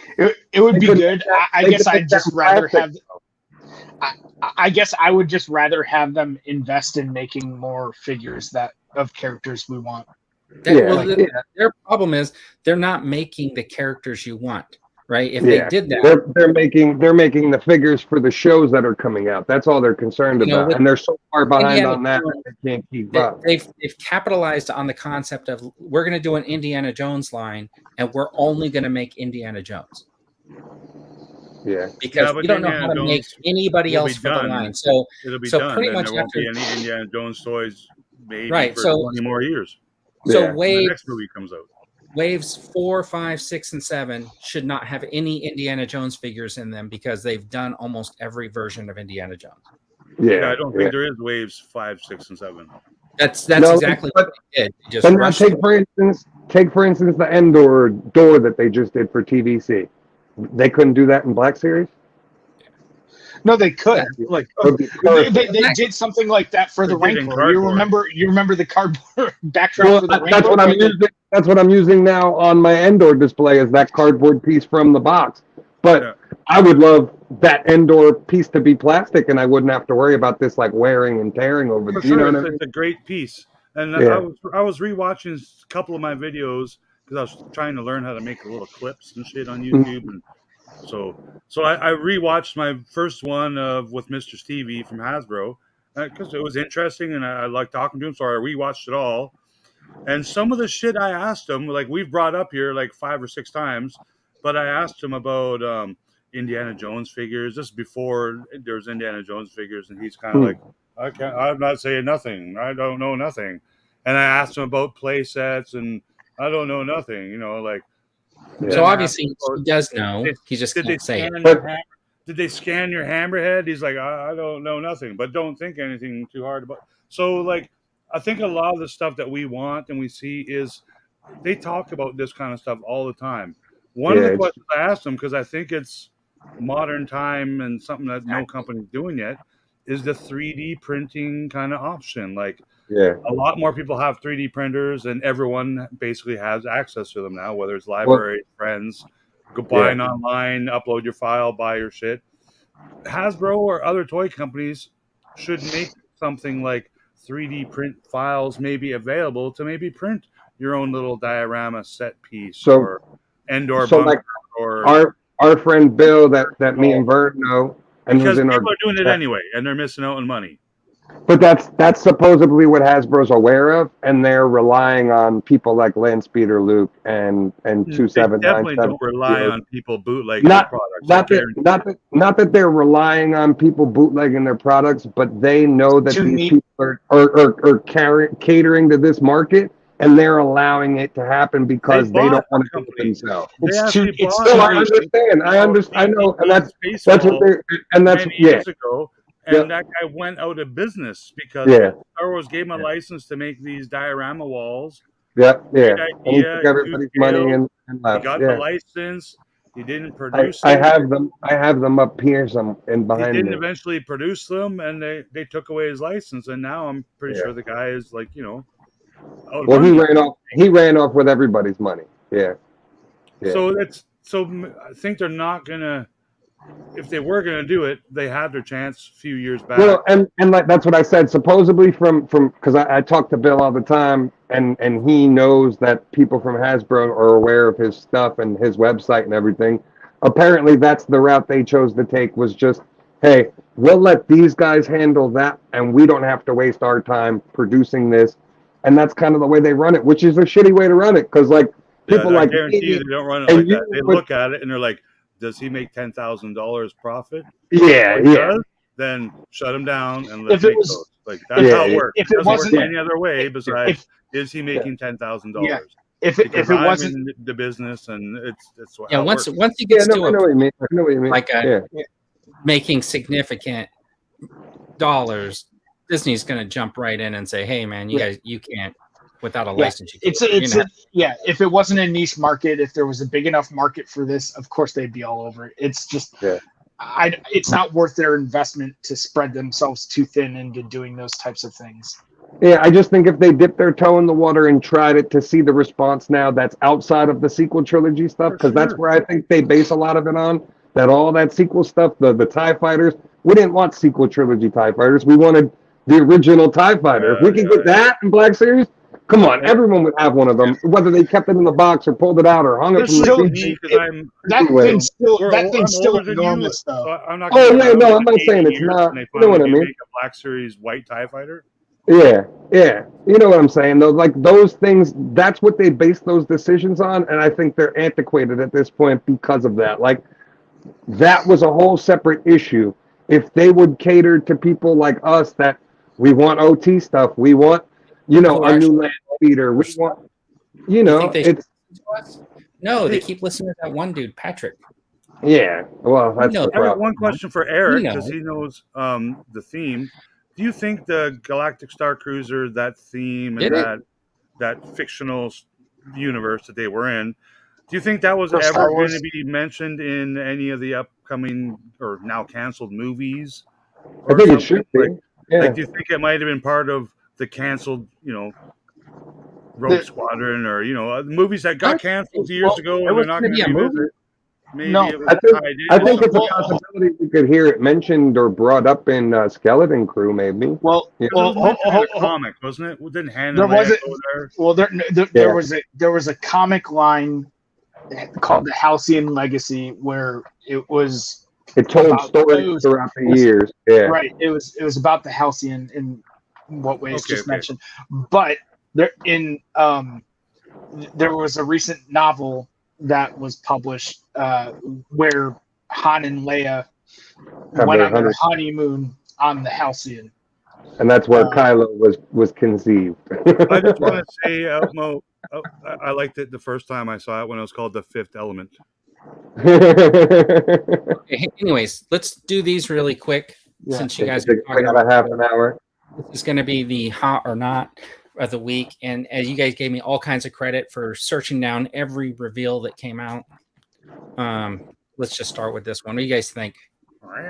It's cool, but so I heard there was rights issues with this, and that's why it's not to the TV show, it's not to the comic book, it's a mix of both. Right, but I mean, I think it really does look a little bit more like the show to me. It is from the show. The license is based on the Batman 66 TV show only. But the face and the likeness, they had a problem, so it's based off the comic book, the likeness. There is no Batman 66 comic book, is there? Like, I think he's talking about the old comic. Two-Face in the show. Isn't that based on the actress? No, it's based. Julie Mong. They couldn't. I see what you mean. And her face likeness. Yeah, they couldn't use her actual likeness, so they had to use the likeness from the comic book to get away with it. Basically, I wonder why. That's interesting.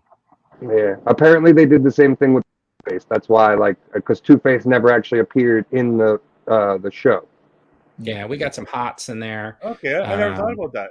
I just it's that not they would her. tie that license. Because I think Two-Face was William Shatner, right? That's who was gonna play him on the TV show but never did, and then he was only written in the comic books. It was either him or somebody else that was big at that time. Looks like a cool figure. They say they're retro. Retro is cool. I think it looks fantastic. I can't wait to see it in stores because this whole line is good. Like we were just talking about the play sets. They nail play sets with this back. Those sets are nice. And the thing is, the Batcave, the Wayne Manor, everything. Yeah, I just don't like the 5.5 inch scale in its own universe on its own period. Yeah. But you can Yeah. That was a with your mistake in production in GIJOEs. day one, and they never corrected it. Yeah.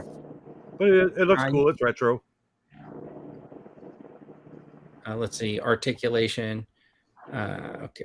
Better I think than it's the- going to have the splits like the other. Oh, maybe not, huh? Total comic book. I think it looks great. It does Yeah, look good. Yeah, it does look good. Yeah.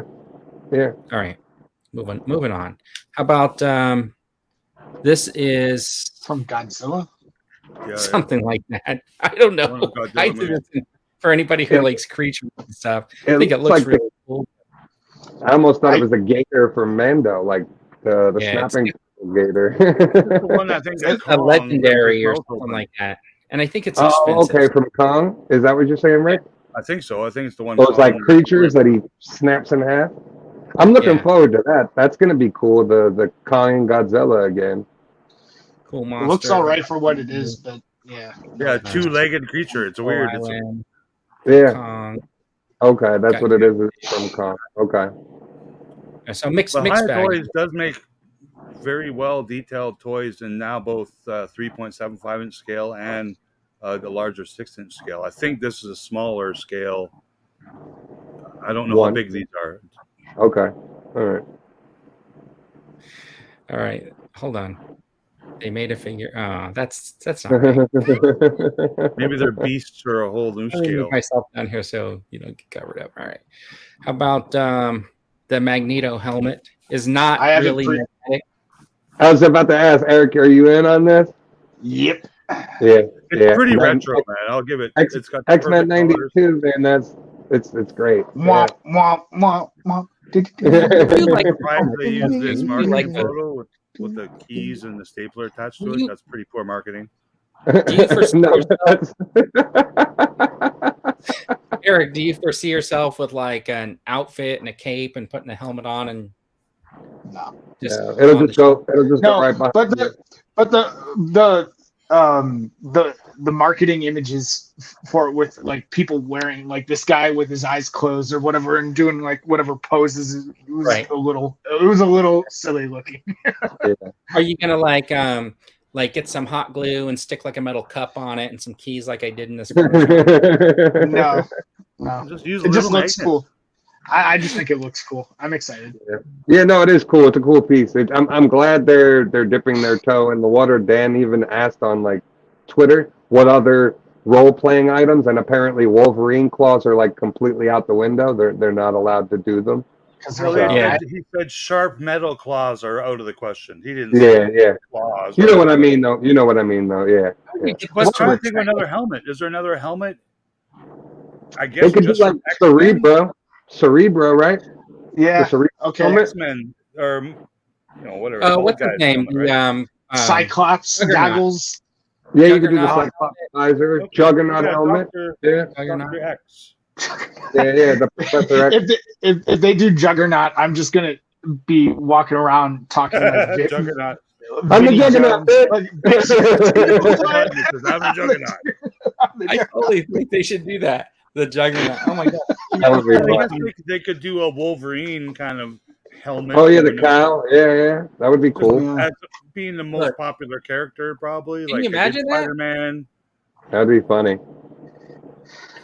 I saw a lot of That's people asking for Strife too, because oh, that'd be huge. what's the developer on the Marvel Legends team? Not Ryan or Dan. Dwight Dwight was Stahl, one. yeah, in the- I remember that. Yeah, So that's Yeah. what a lot of people I saw asking And for. then they could repaint Wolverine in brown and yellow and blue and yellow. Yeah. I think if they did Cerebro though, they'd redo they just use this same helmet and just recolor it and probably add some stuff Cerebro? onto it. Cerebro's rounder though. Yeah, it would Yeah. have like bars And coming the around cords. side. Yeah, I'd rather have Doc Brown's helmet.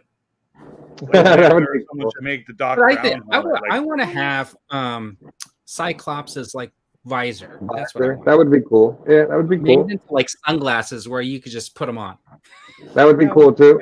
They made it. Do like the double set. With the Bluetooth, the whole thing Yeah, they set did. in, right? They did the Deadpool head, right? That was Yeah, one. they Yeah. made some cool stuff and they made some weird stuff like. Don't wear it at the bar. They made a People can find Tesseract, it. right? They made Yeah. some kind of Tesseract. Did they make Uh, a Iron Davis wants Man to wear it heart? for his MRI. I know they did the glove, like the blaster, the Infinity one. I know that. Like, I don't know if they did like his art. Let's see which ones they've done. I don't know if they did the arc reactor or not. Arc reactor, that's the word. There they are. Yeah, there you go. Right here. Oh yeah. I don't have War Machine or Punisher War Machine. The Punisher War Machine looks badass. Yeah. I saw it on the shelf once, and I'm like, oh. That's cool. Right. I'd wear that in the Walmart right there. Just I'm looking forward to see if they do like a full, like I know we got the VHS line with the X-Men stuff, but I'm interested to see if they go like full in on X-Men 92. Like, do we get a sub Marvel Legends line, maybe on like retro cards with the 92 97, isn't it called? Or 97, whatever it's gonna, whatever I think the date. so, because isn't it delayed a year now, that cartoon? So Yeah, now they got more time to make more toys. 2024. Yeah. Is this So like that a would be legitimate thing, or is this old, or what is this? I found No, this picture. this is for real. I have no idea. And now He-Man announced yesterday, through pay-per-view or whatever you call it, crowdfunding, they're gonna make Masterverse figures of the original concept of He-Man. So they made one where he kind of looked like Conan, one he kind of looked like Boba Fett, and one he kind of looked like some other kind of creature. They're gonna make this figure come with all three outfits. And it'll be a crowd-funded Mattel. It'll be like that thing that they did where like but 5 people were able to order it, and then all of a sudden they ran out. Yeah, they didn't share any photos, but they shared a bunch of information with all the He-Man sites saying, we're going to crowdfund this figure that you never knew you wanted. Oh, hold on. So I think Hasbro should do that with the Fisher Price people that were the original Star Wars. Who's watching another video? No, There's something in that box. Like, it's your cube. Uh-oh. It's the China. That looks very lightsaber size and shape. Waze, can you guess what this is? Oh, it says Hills on it. Is that the Cal Kestis? Cal Hills. Yeah, I got it. That's awesome. I haven't opened it yet. I'm interested to see like what number you got too, because apparently there was only 7,000 of them. 7,500 or something like that. Yeah. Really cool. And they interact with the previous one, so you can combine them and make the full double saber, which I thought was really cool. This has it has the Seer Junda one on the other end. Yeah. Yeah, that's awesome. You think they'll make a Black Series Cal Kestis saber now? I'm sure they will. I hope so. That at some point, yeah, him and Ezra, they're doing both at the Disney parks. That would be cool. I like the Black Series sabers. They're pretty well done. I have to imagine the next ones they do would be a lot more aligned to the Ahsoka series. Yeah, probably get Ezra's and then they did Ahsoka. Way better when you get them for $40 Canadian. Apparently, nobody likes Ninja Turtles. We'll just move on. They were announcing, I guess, some Transformers this week, right? This is the only one I got. But they're 3-0 Transformers. These are quality toys. Does that blade come off? Yeah, it does. I just have it. I have it in and displayed that way, so I can light it up like at night, and it works as like a night light too. At least it lasted longer than the Razor Crest. It lasted 2 seasons, right? I still think Grogu will get it though before the movie. I think this will be his saber. A pile of wires and metal now. But the crystal itself, he can use for a saber. Yeah, but it's not going to be the dark saber. It won't be the dark saber. It'll be something different, but it'll be Grogu's like crafted thing with that Kyber. I think with still the same. That's same what blade. I expect. That's what this I thing's expect. This thing's like $120 for the star screen. I don't understand. So like we're friends with a lot of people who collect Transformers. I don't understand why you need 100 versions of Starscream and 100 versions of Optimus. Like that one Optimus is coming out that looks phenomenal, and like I don't know why. Like I don't see the difference. Equivalent to Hot Toys though. These 3-0 toys. You know what I'm saying though? Like I just don't see the difference in character. Like they come out with one version of Optimus, and then there's like how many? But they're different. They're different. No. They're different Bobas. I have one Return of the Jedi, and I have the Tython Boba, and I have the Book of Boba one. That's it. I guess that means if you were to also buy the I don't- Bandai Boba Fett and the Yeah, no, I know what you mean. I just sometimes even though Hasbro like they release the same character and like it's like just a little color tweak on Starscream and it's this version of Starscream. It's like okay, like, I don't get it. The Jedi Boba Fett just because they put some yellow on his jetpack. Like it's I don't know. I don't see it with Transformers. But I know there's people that love them. You guys like these no, we McFarlanes, right? I'm not think only dudes like these. This looks cool, but like I have no interest in it. You know what I mean? Like it looks cool. The Flash actually looks really cool. I don't even know who that character is, Vern. I think it's Green Lantern or something, right? Yeah, it's like Lantern from the metal comics, the metal storyline. So it's like it's not Bruce, it's not Hal, it's like this. It's like the previous. Isn't this the Justice Society version? Do you think McFarlane just puts names in a hat and goes, all right, pretty much blue and black Batman? Oh, I like the Flash though. I like the 800 figures by now. The new Flash he's got coming out for this, like that's tied in with this one, is really cool. Daily they reveal and announce, and you can buy in a store a new figure daily.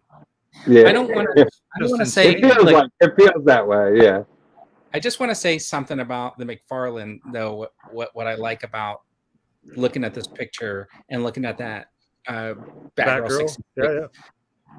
I know that Shooting the Galaxy guy has done some great photography. You got heat with. He's doing like the promo shooting for like the Hasbro figures, and when they throw it on like just a generic black background and puts the figure in some pose, it just does not look good.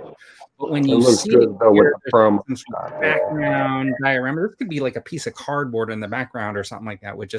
But it really makes the figure kind of pop and gives you an idea of wanting that figure in your collection because of it. That other thing that they do over there at the Hasbro, where they just take some picture on a block. Only thing it makes me want to do is take the figure and put them in like a dance studio or superimpose them into some other. What you've been doing, that you're eventually going to get blocked by him. Here's what I don't get with that, Vern, because all of their other brands, Power Rangers, GI Joe, Transformers, Pokemon, whatever, Wizards of the West Coast, Dungeons and Dragons, it's the same person. It's the same person. Backgrounds and no, it's not. They're all different people. No, but Shooting the Galaxy does GI Joe and Star Wars. GI Joe is some guy with nose rings and tattoos up and down his neck and throat. It's different people for all the brands that take all these photography, because these are marketing shots. They're done by marketing companies. Well, they hire people up to do this. But Star Wars is the only one where I don't know why. They went and got a guy who made his name for making these awesome photography with like backgrounds and stuff like that, and then they're limiting him and saying, "Hey, take this picture in front of this little background." Yeah, a lot of it's just a TV screen or a computer screen.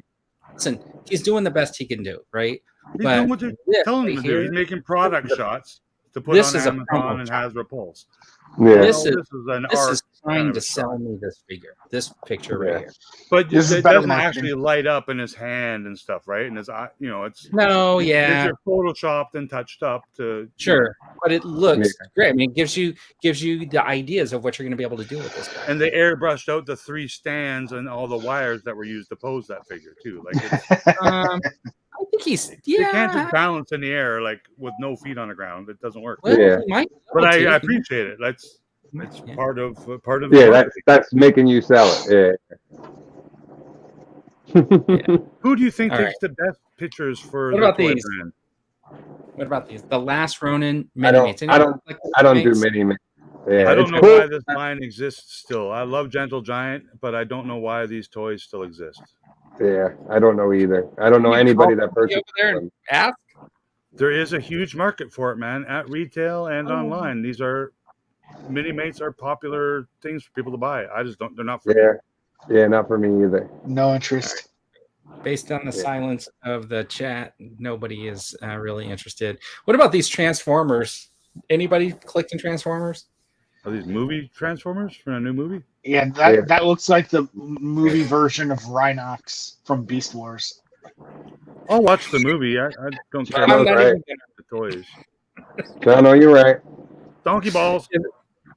This is a Rhino that changes into some sort of transformer, but he's got like check out the missile launcher.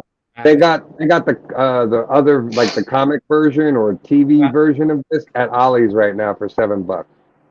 Also, Yeah, Transformers wrong. Transformers like crazy. I'm just What's gonna go through Hammers. What about this guy? Nobody. Megatron for kids? Yeah, I guess. I don't know. Transformers were fun as a kid, but I just don't. Yeah, I don't know. I know kids still They're love kids in the store. Like, what? Transformers is a complete ripoff of GoBots. Yeah, as Connor would say, G.I. Joe is a ripoff of Action Force. Right. I think it's the other way around. When he tried to tell me that, I was like, dude. He looks cool just because he's retro. Yeah. This guy could fit in with your G.I. Joe classifieds. He can fit in my pocket, I think. He's like a green and yellow, right? I'm assuming he's like this big, like bumble jumper. Oh, maybe, yeah. Oh, there you go. Hold on. Look at this guy. It looks like he's from Tron. The little. Well, that's the other thing too. Like, I can't keep up with Transformers because there is like 3 different sizes and different like. There's the mini ones, there's the bigger ones, and then there's the regular size. It's like I don't know what scale goes with what scale. GoBots are robots in disguise. What are you talking they about? killed his family. Original car that doesn't exist, I guess. Is this specific product positioned for like adult collectors, or is this? Yeah, this seems like more of a kid toy. I think this like, is like a kid toy or something, right? Like I'm not running out to buy. I mean, look at the legs on the Bumblebee. This thing looks like it's more for the kids. These ones. That's a kid toy because look at the thing that's on top, like whatever cannon or whatever. Like it's like 6 points of articulation. This is like a 5-inch figure or something, right? Is my guess. It's cool, man. It's for $10. We're gonna have all the Transformers fans in the comments. How don't you know what this car is? Can't believe it. All right, so here's some more Mcfarlane. So I think this is cool, but not because of the figure. I think it's cool because of the cards they included. They actually included a full house of Joker cards in the back. Oh, really?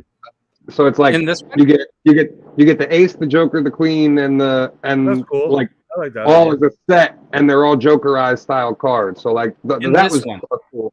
Yeah, with this, if you buy this figure, you know how like McFarlane's usually have the one card in the back. This one they actually gave you 4 playing cards, and it's like from a deck that's Jokerized. So it looks that looks. Okay, I thought you were gonna say I really like this one because of the lipstick. No.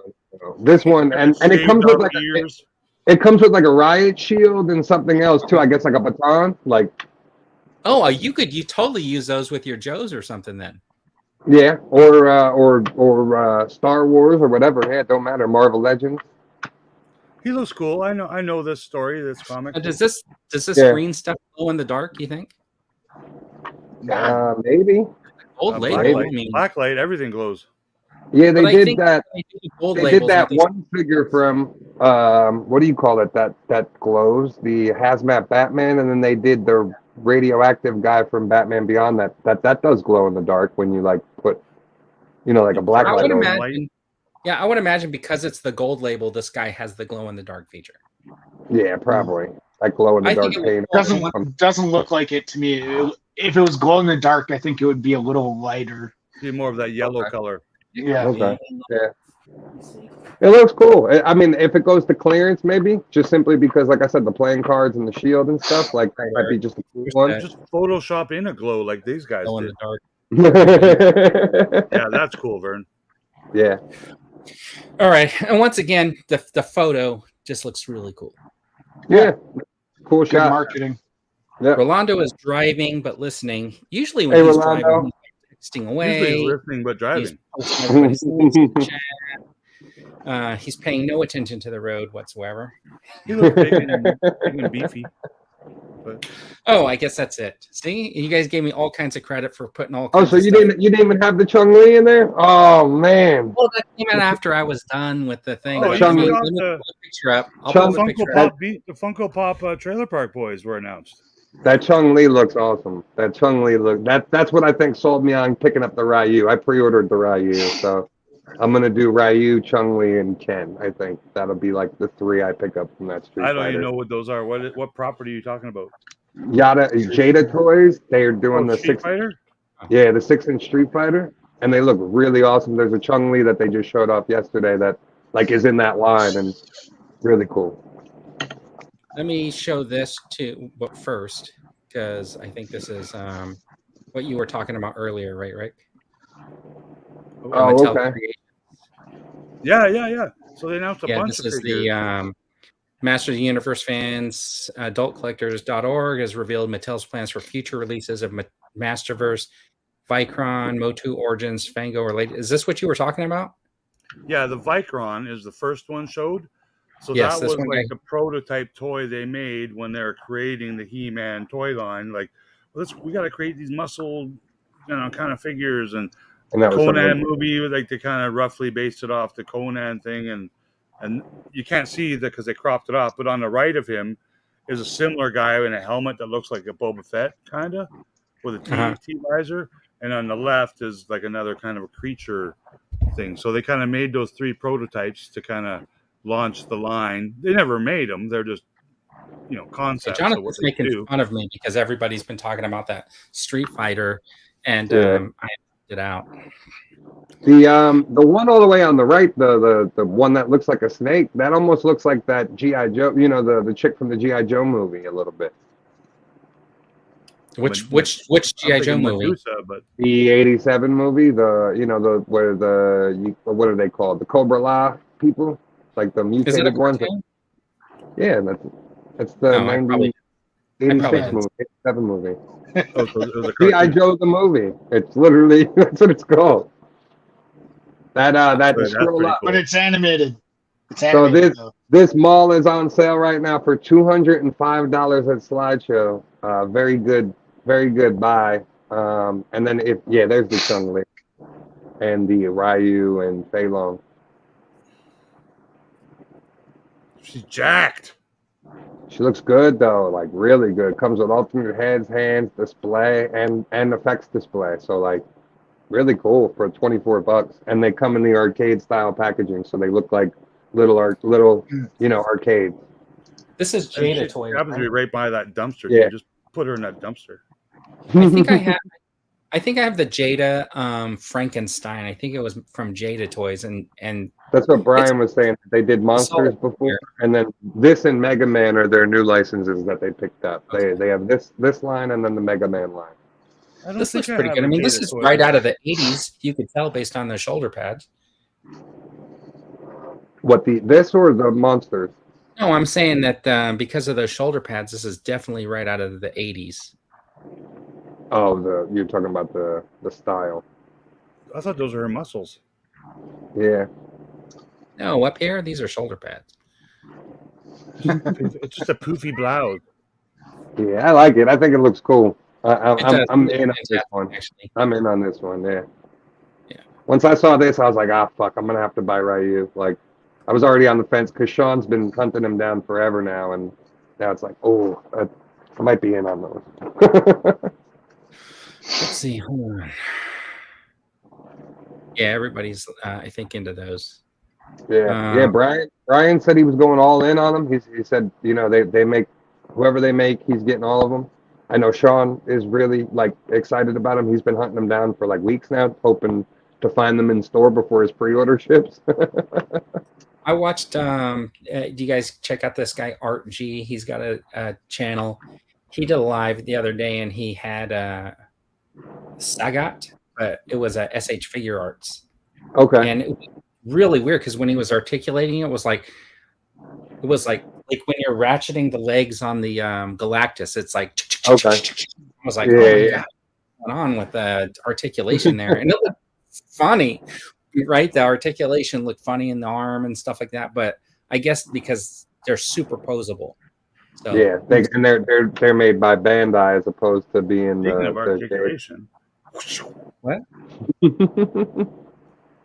Usually I say some weird stuff in like my videos. I don't know if you guys, G-Force catches me all the time. I say stuff like, this figure is very articulable, and it doesn't talk.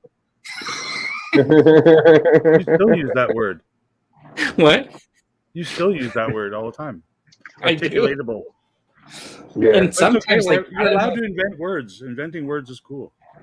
sometimes I call the figure, like the character, I sometimes I use a completely different name. Like I'll be halfway through and I'll just be like, say with like Outback, I might say like, oh, and this Recondo figure or whatever, and I'll just like won't even realize it until like if I see it later or something like that, or somebody points it out. But sometimes sometimes you know what you're saying though, but your mouse has something completely different. Yeah. Yes.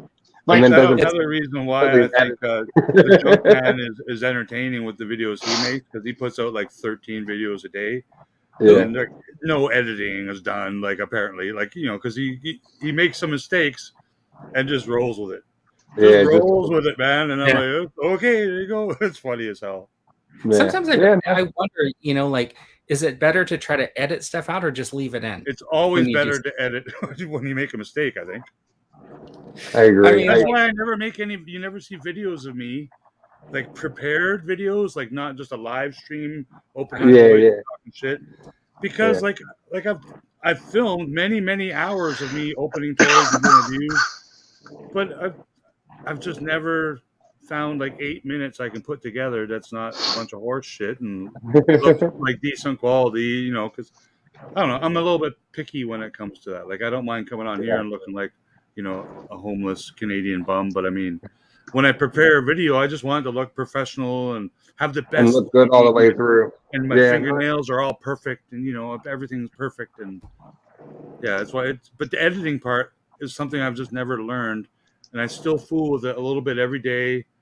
I'm now using Adobe Premiere Rush, which is a free basicer version of Premiere, which is the industry standard. I was using iMovie. You can literally do this and this with iMovie. Like there's two things you can do. At least what are you talking about? Depending on is the most basic.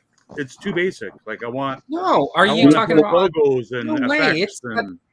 iMovie has some really advanced features. You could do picture-in-picture, side-by-side. You could do blue screen or chroma, green screen. Yeah, but every other editing software does more though. Every other one. Yeah, it's very recently learned that. You can do titling. You can do a lot in iMovie.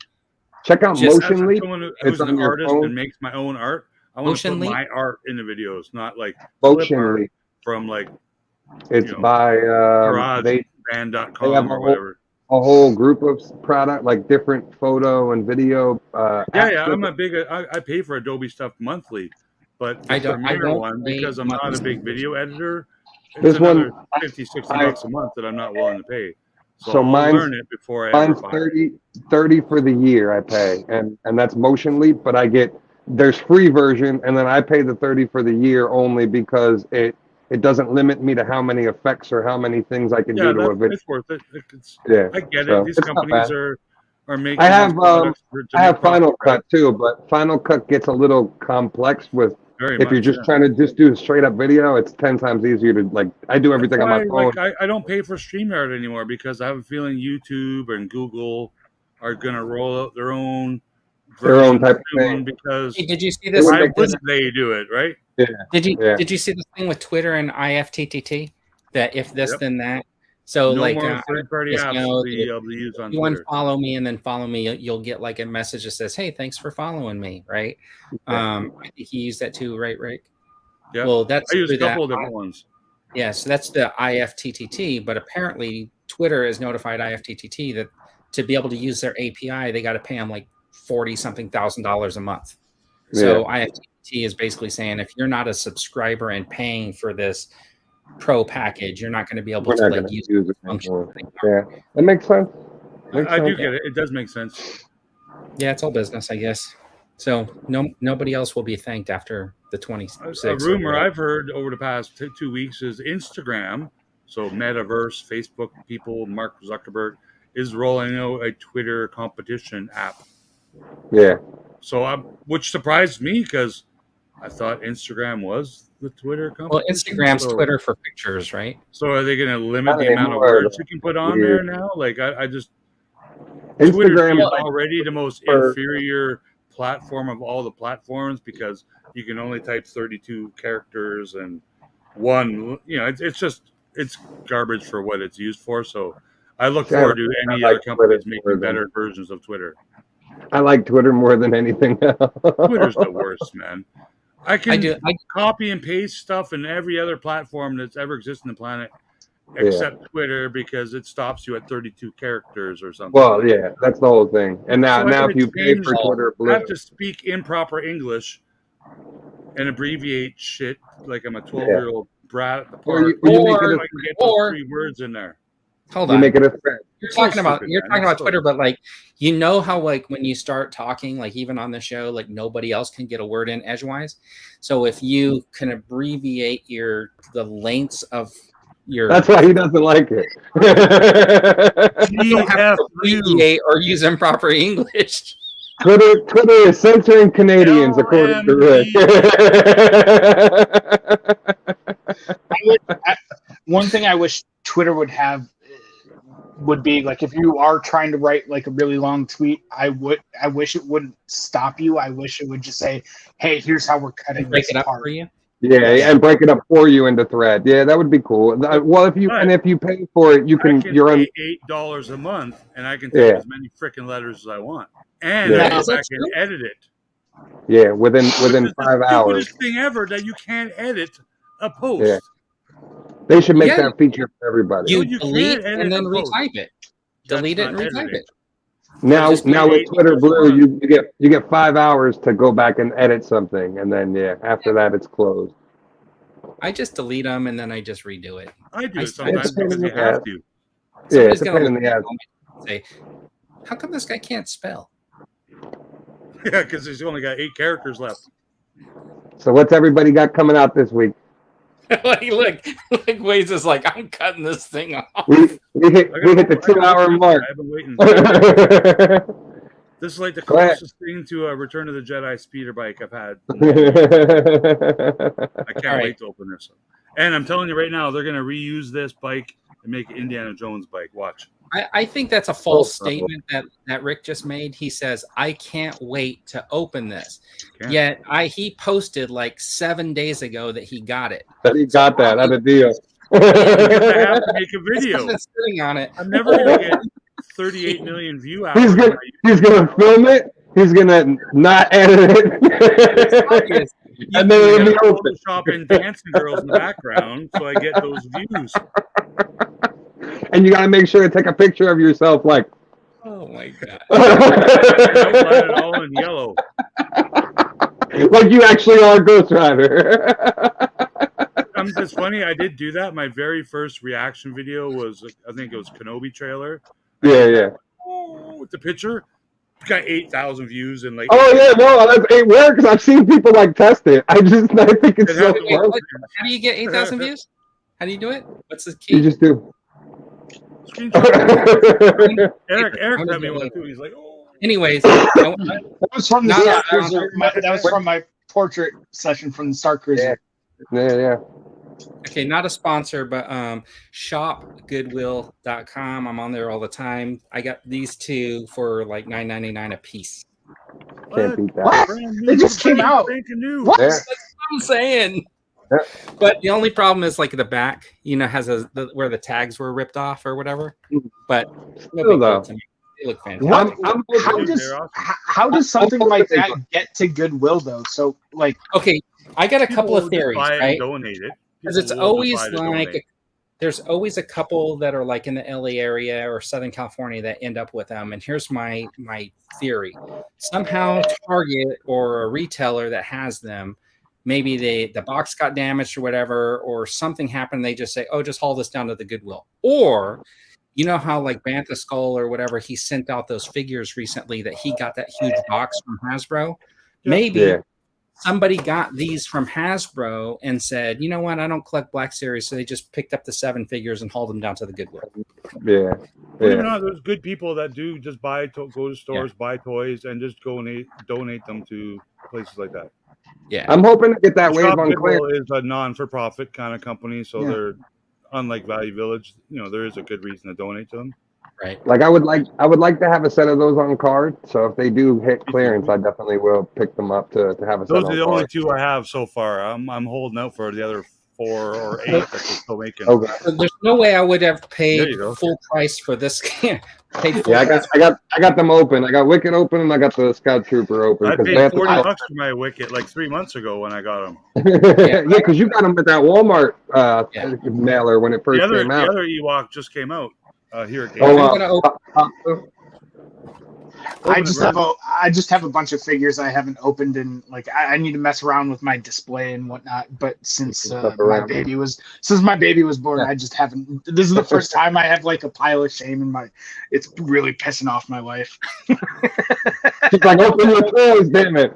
I'm gonna see that lightsaber when you get it open. It looks pretty cool. I see it. My brother has sent me a video of it in the glass case at Disney World when he was there. Okay, he picked one up, and I don't know if he's opened his yet, but it's really funny because I'm gonna ask him to come on one day, and he put all his stuff in storage, and then they drove around for a while in one of these vans, and they kind of like ended up in Florida. And he's been going to Disney World, and their whole plan was to have these like Airbnbs and then stay there sometimes and then get back on the road and travel. And now he's got like a full on like display in his new place. In his Airbnb. And he was kind of funny, but I guess has anyone seen Guardians yet? Yeah. What? Opening day. Okay, cool. I'm hearing nothing but good things. I look forward It's to seeing really it good. Yeah, I haven't good. seen I'm a it. big James Gunn fan. Yep. Yeah, and look, I'm interested to see what he's gonna do. What he's gonna do with the DC stuff. Superman. Supposedly, the rumor is we could see like the actual announcements at Comic-Con. Like we could see who's gonna play Superman and who's gonna play. Well, he said they start filming in January. Superman. Yeah. So stuff's gonna become public soon. And they haven't announced any filming for Peacemaker yet, so I'm a little concerned. Peacemaker got rolled into Waller. So it's going to be. Oh, I think their show got canceled. Yeah, I don't think it's been canceled. I think it's just canceled. It got rolled into Waller. I'm pretty sure it got canceled. No, it got rolled into Waller. It's part of the Waller show. That's what it is. No. That's what. Say it again, Vern. I protest. It's canceled. Make Peacemaker season 2 in Vancouver, please. Thank you. You know, they took one look at the show and realized, why are we spending money making this thing? He's in the new Mortal Kombat game. He's one of the DC characters that are in Mortal Kombat. Wait. Mark Wahlberg's in Mortal Kombat?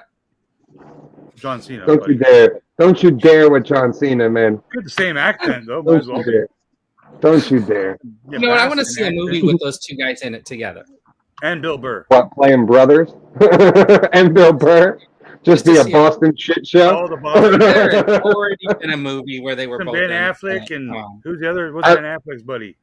I love Bill Burr's podcast. He does a two times a week podcast on Monday and Thursday, and that shit is just hilarious. It's just him like in his living room talking shit on a microphone. Yeah, like Bill Burr's hilarious. He's a classic. Yeah. All right. So what's everybody got coming out this week?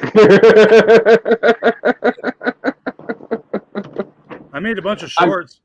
And I got a video. Crap. I got a video with a bunch of stuff from Shop Disney and May the 4th. So figured I'd show off all that cool stuff. That's pretty cool. Rick, what do you got? A bunch of shorts. You said you tried to say a couple of times. The shorts Anyways, again. my turn.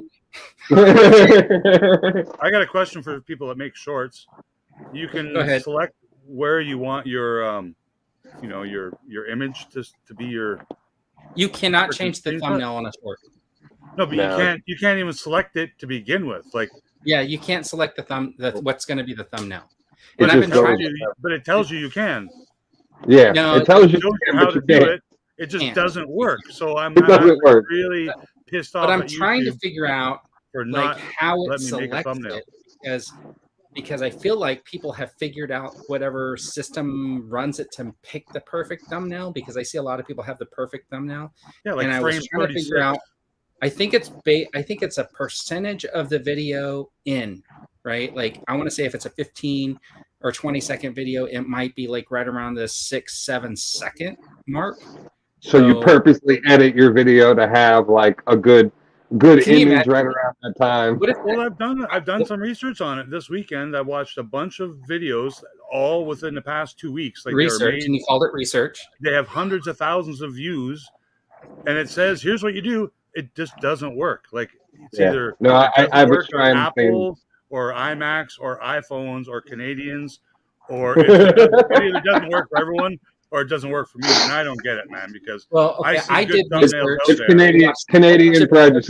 There's a glitch in Shorts thumbnails. It won't let me do it, and it bothers me. If you read YouTube help sections, they took that feature away because you used to be able to pick the thumbnail. They eliminated it when they did the big transition on Shorts to let people monetize them or whatever. So, which is kind of cool because even with music, like copyrighted music, you still make like a penny like that. Yeah, once you get 10 million views. Yeah. Well, no, I mean a penny. But you need, yeah, I get it. 10 million views will get you like 5 cents. No, but 10 million views will get you monetized on YouTube. Oh, this is true. Or 4,000 watch hours on your regular video. Yeah, that's what I'm almost there. I still need. I'm going backwards, man. I'm losing like 100 hours a day. It seems. I'm catching up to the year I started uploading videos. I think. I just need the subscribers to go up. That's it. I'm at like almost 400 now, so I need like another 500 people. But I just need watch hours. Playlist all my videos over and over, even when you're sleeping. Please, thank you. do the burn and go into Best Buy and put it up on. Like places that have computers like for sale, just go in there, load up every computer with your YouTube channel. Man. I need 300 people in your chat right now to do it, not 11 computers at the Apple Store. And then those 300 people, they share it on all their social media so all their friends can do it. That's how Mr. Beast did it, man. He's like, get your grandma to do it. Get your grandma's shoe to do it. Get her neighbor to do it. And now he's got 300. He's got everyone but 3 people in the world subscribed to him. Yeah, I must be one of those 3. I don't even know what he does. More subscribers than there are people on the planet. Like it's because he put up some money. He put up something about money, something giving away money or something like that. And every day he gives away money, man. Yeah, it's he has to. Well, once you start doing that, right? Like then people are watching just to see it. Then you really start getting the views. I mean, there's a big difference between like, I think like in this market, like right with the action figures or whatever, you hit a plateau because there's not, that same. It's spread out. There's so many people talking about action figures and the same figures and stuff like that, and the audience gets spread out. I see people in other chats and stuff, and I never see them here. And I don't know what's going on. So, no, I'm just kidding. But you know what I mean, right? Like people have, when you're watching, who you want to watch or whatever. Mm-hmm. Yeah. And if you don't do like for me, I don't do lives all the time. I only do lives on other people's channels. So like if when I can get a new computer and start doing lives, that'll be different because then I can have you guys on my channel and get people to tune in that way. So I'll get there eventually. It's just taking me a little longer, but having fun. It's easier when you just don't care. Yeah. I do like the lives because there's no editing involved. And you can just talk with people, like if you want to discuss something at the moment in real time, it's great because now you can come on and have a chat. Without letting anybody else read and mute Vern. Once I can do that, that'll be fantastic. Yeah, I don't have the power to mute anyone on people's streams. That's what I'm saying. And once I can, it's going to be fantastic because I'm just going to mute Vern. Classic Snoop Goblin. You didn't know he was formerly Wills of Chaotic Doom. This name's way better. What's up? I like this one. Snot Goblin. Monkey Davis has got a new beard, a little goatee going on. Does he? His mighty Jabba with a beard and glasses.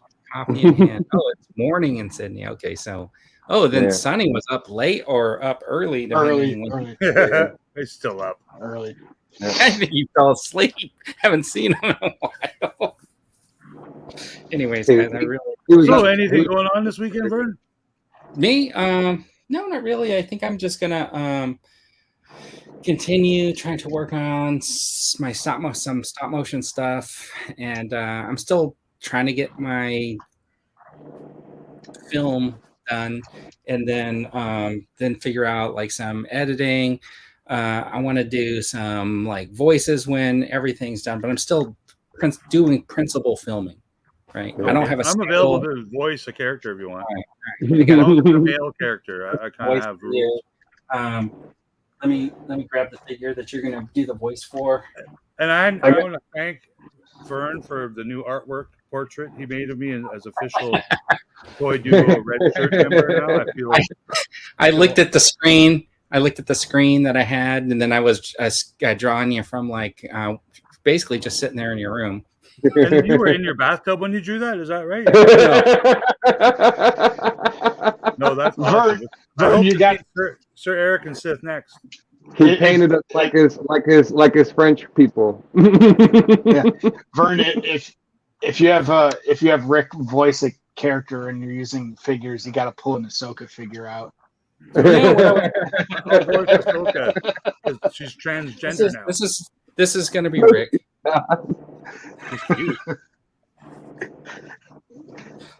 Like Ricky Lake. Oh, Jesus Christ! Don't worry, the character's a smoker. I got a package coming from Australia with some 3D printed stuff and some new heads. So I got a bunch of stuff to put together that I'm looking forward to. Syndicate Customs, right? Syndicate Customs. Yeah.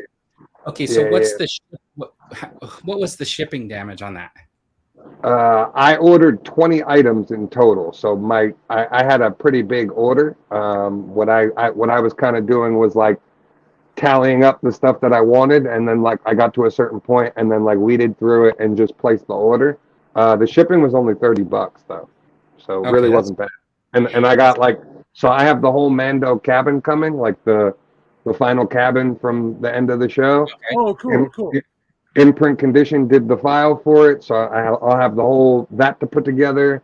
I have the Mandalorian throne to put together. I have a Bo-Katan throne to put together, and a bunch of heads, bunch of. That's why I want to get myself a printer, man. I'm with you, Rick, because compared to cost wise, you're paying like $20 for one of those spindles of the material, right? You can. Oh no, I'd be doing the resin printer. I wouldn't. Yeah, he's not a resin.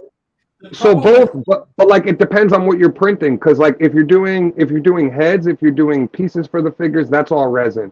But if you're doing like backdrops and like pieces for the stuff, that's all PLA printing. Yeah, I get it. This was done in PLA. You can see that it's not perfect, especially on the back side. This is where the print. But now something like that you'd want to do in resin, like in just resin, to have right? Like G-Force has one in resin, but I mean like that's the back side. So when I got it. Let me find a figure. It's just that I've seen it where it started, and where it is now, and it's incredible. I'm probably close to accurate, but I mean, it's just No, you could do all kinds of than stuff. It was when it started. And there's like a group of guys, Imprint Condition, Landspeeder, Luke. They all release files like on a weekly basis. So it's just like, hey, this showed up in the show. Oh, guess what? Here you go. You can print it yourself and have it with your figures, and then. You can scale it, for TVC or Black Series or whatever you want to scale it for.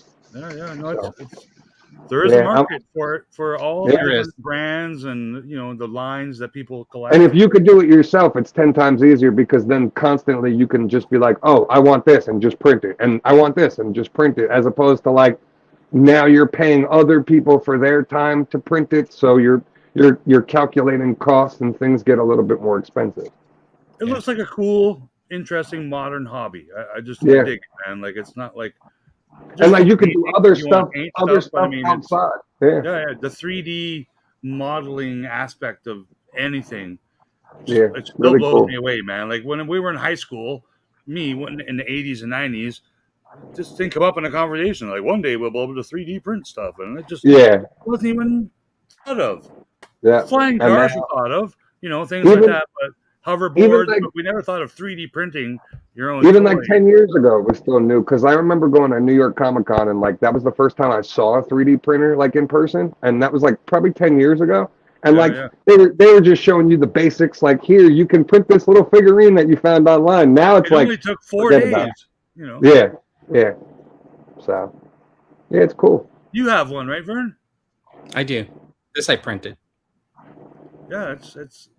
I want to learn. I just want to learn. It's, Yeah. it's because you can. I mean, like you print out all the parts, right? Yeah. It just goes together, so you can have a fully articulate. And how many years have you had it now, Vern? Articulable. You've had it what, Where did 3 you 4 force years when I now? What? You've had it for a few years now. Yeah, maybe about a little over a year. Oh, okay. And you're happy you I got it, haven't I'm done assuming, right? I haven't done any really big prints or anything like that. I've just done a bunch of little like small stuff. I think this is like one of the last ones I did. Oh yeah, That's okay. a cool one. Yeah, the This Galaxy is car. Disney, right? The little soda machine, and then that's just hot glue. Hot glue. Yeah. Hot glue to make the ice.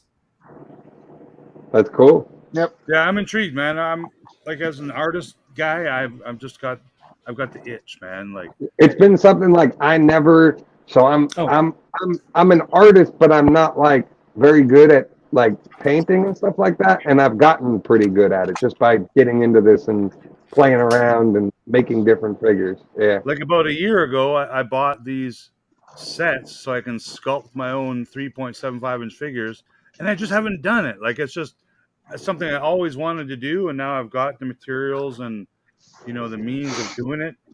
Here's a buck. There's a bare buck to start building a toy from, right?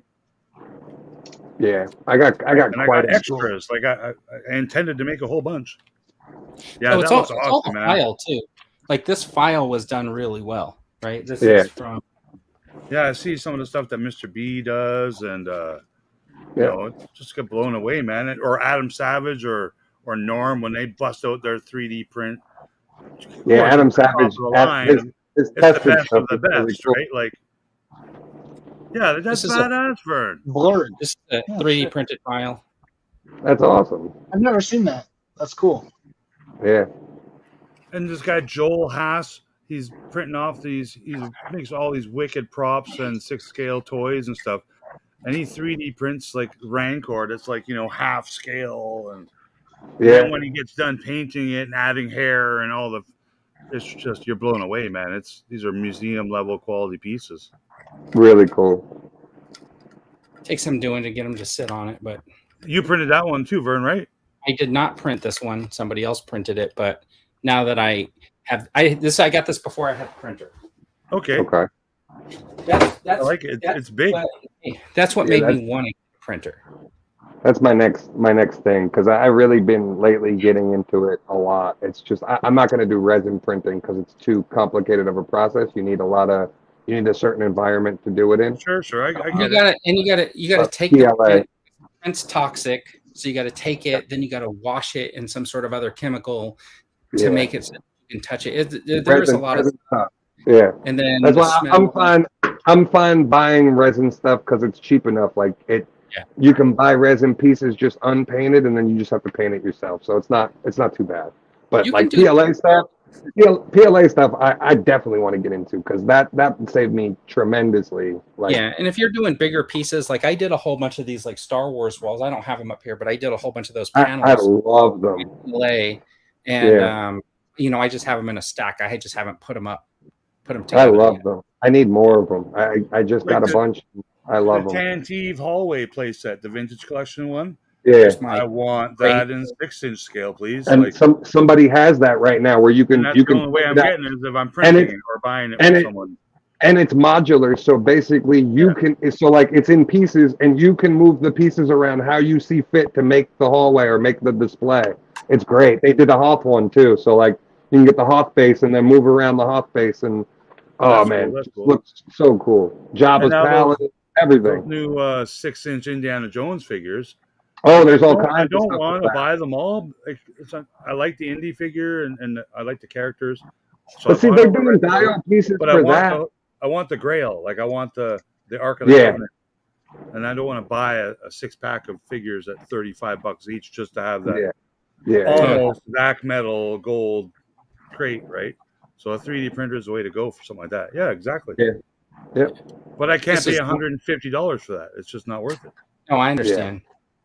Well, luckily, like, well, I guess just look for a sell is what I Have you guys bought any of those indie figures, 6-inch? I got the entire wave to get the arc. Okay. I do like the deluxe indie that comes with the idol from Hasbro. Yeah. I'm annoyed. I'm like, I wish I had that one. Yeah, exactly. That's why they waited 3 months to reveal that one, right? Make Yeah. sure you buy the first one first. Yeah. Yeah, Well, I do. that was- I haven't even seen one in the store yet, and if I see one like indie, chances are I'll buy them, even though his hat doesn't come off, and that bothers me a little. Yeah, that bothers me too. I don't know why they did that. Who approved making Indiana Jones hat with a glued-on hat is beyond me. That looks really KO. Weird. That's a Disney Park one, right?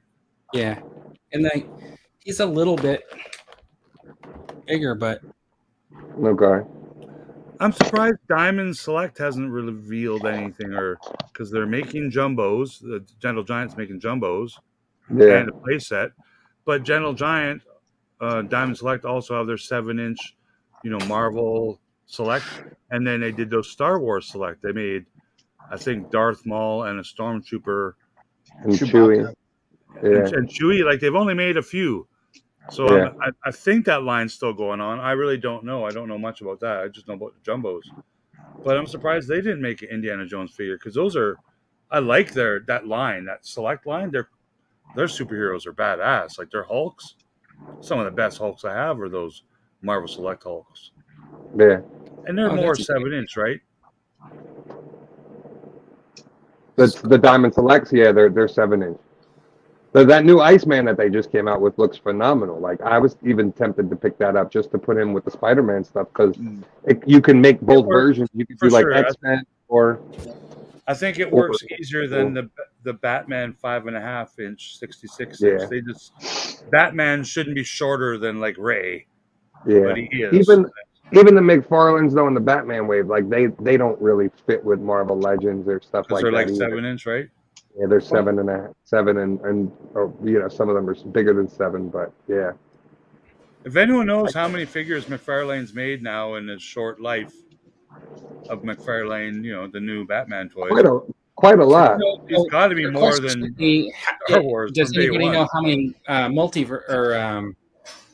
McFarlane Ooh, Nice. multiverse figures he's made, right? Because he did Spawn. So if you want to go back and say how many figures has he made, I mean, a lot of stuff. yeah. Well, he's made Spawn for many years, but I mean, just Batman's.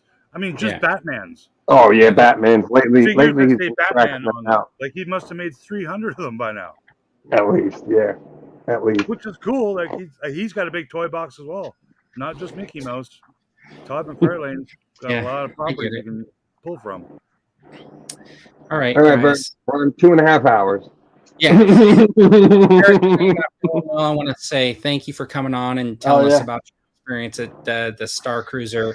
I think it's Yeah, buddy. insightful to hear from somebody who's been there, right? I mean, Yeah. it's a shame it's having to close that they couldn't figure a way to revamp that. I think, as my recap, I wish that they could have figured out like a way to sort of save the idea without maybe needing to just shut it down. The It's the clock tower. It's too specialized of Yeah. like infrastructure to do anything. Yeah. And I got my holiday book for November 1st. Yeah, me at that too. hotel, and they haven't even told me they're closing yet.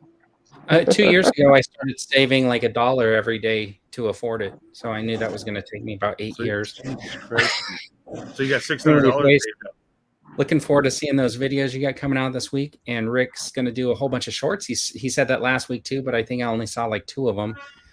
So when he says a He whole just bunch, explained why.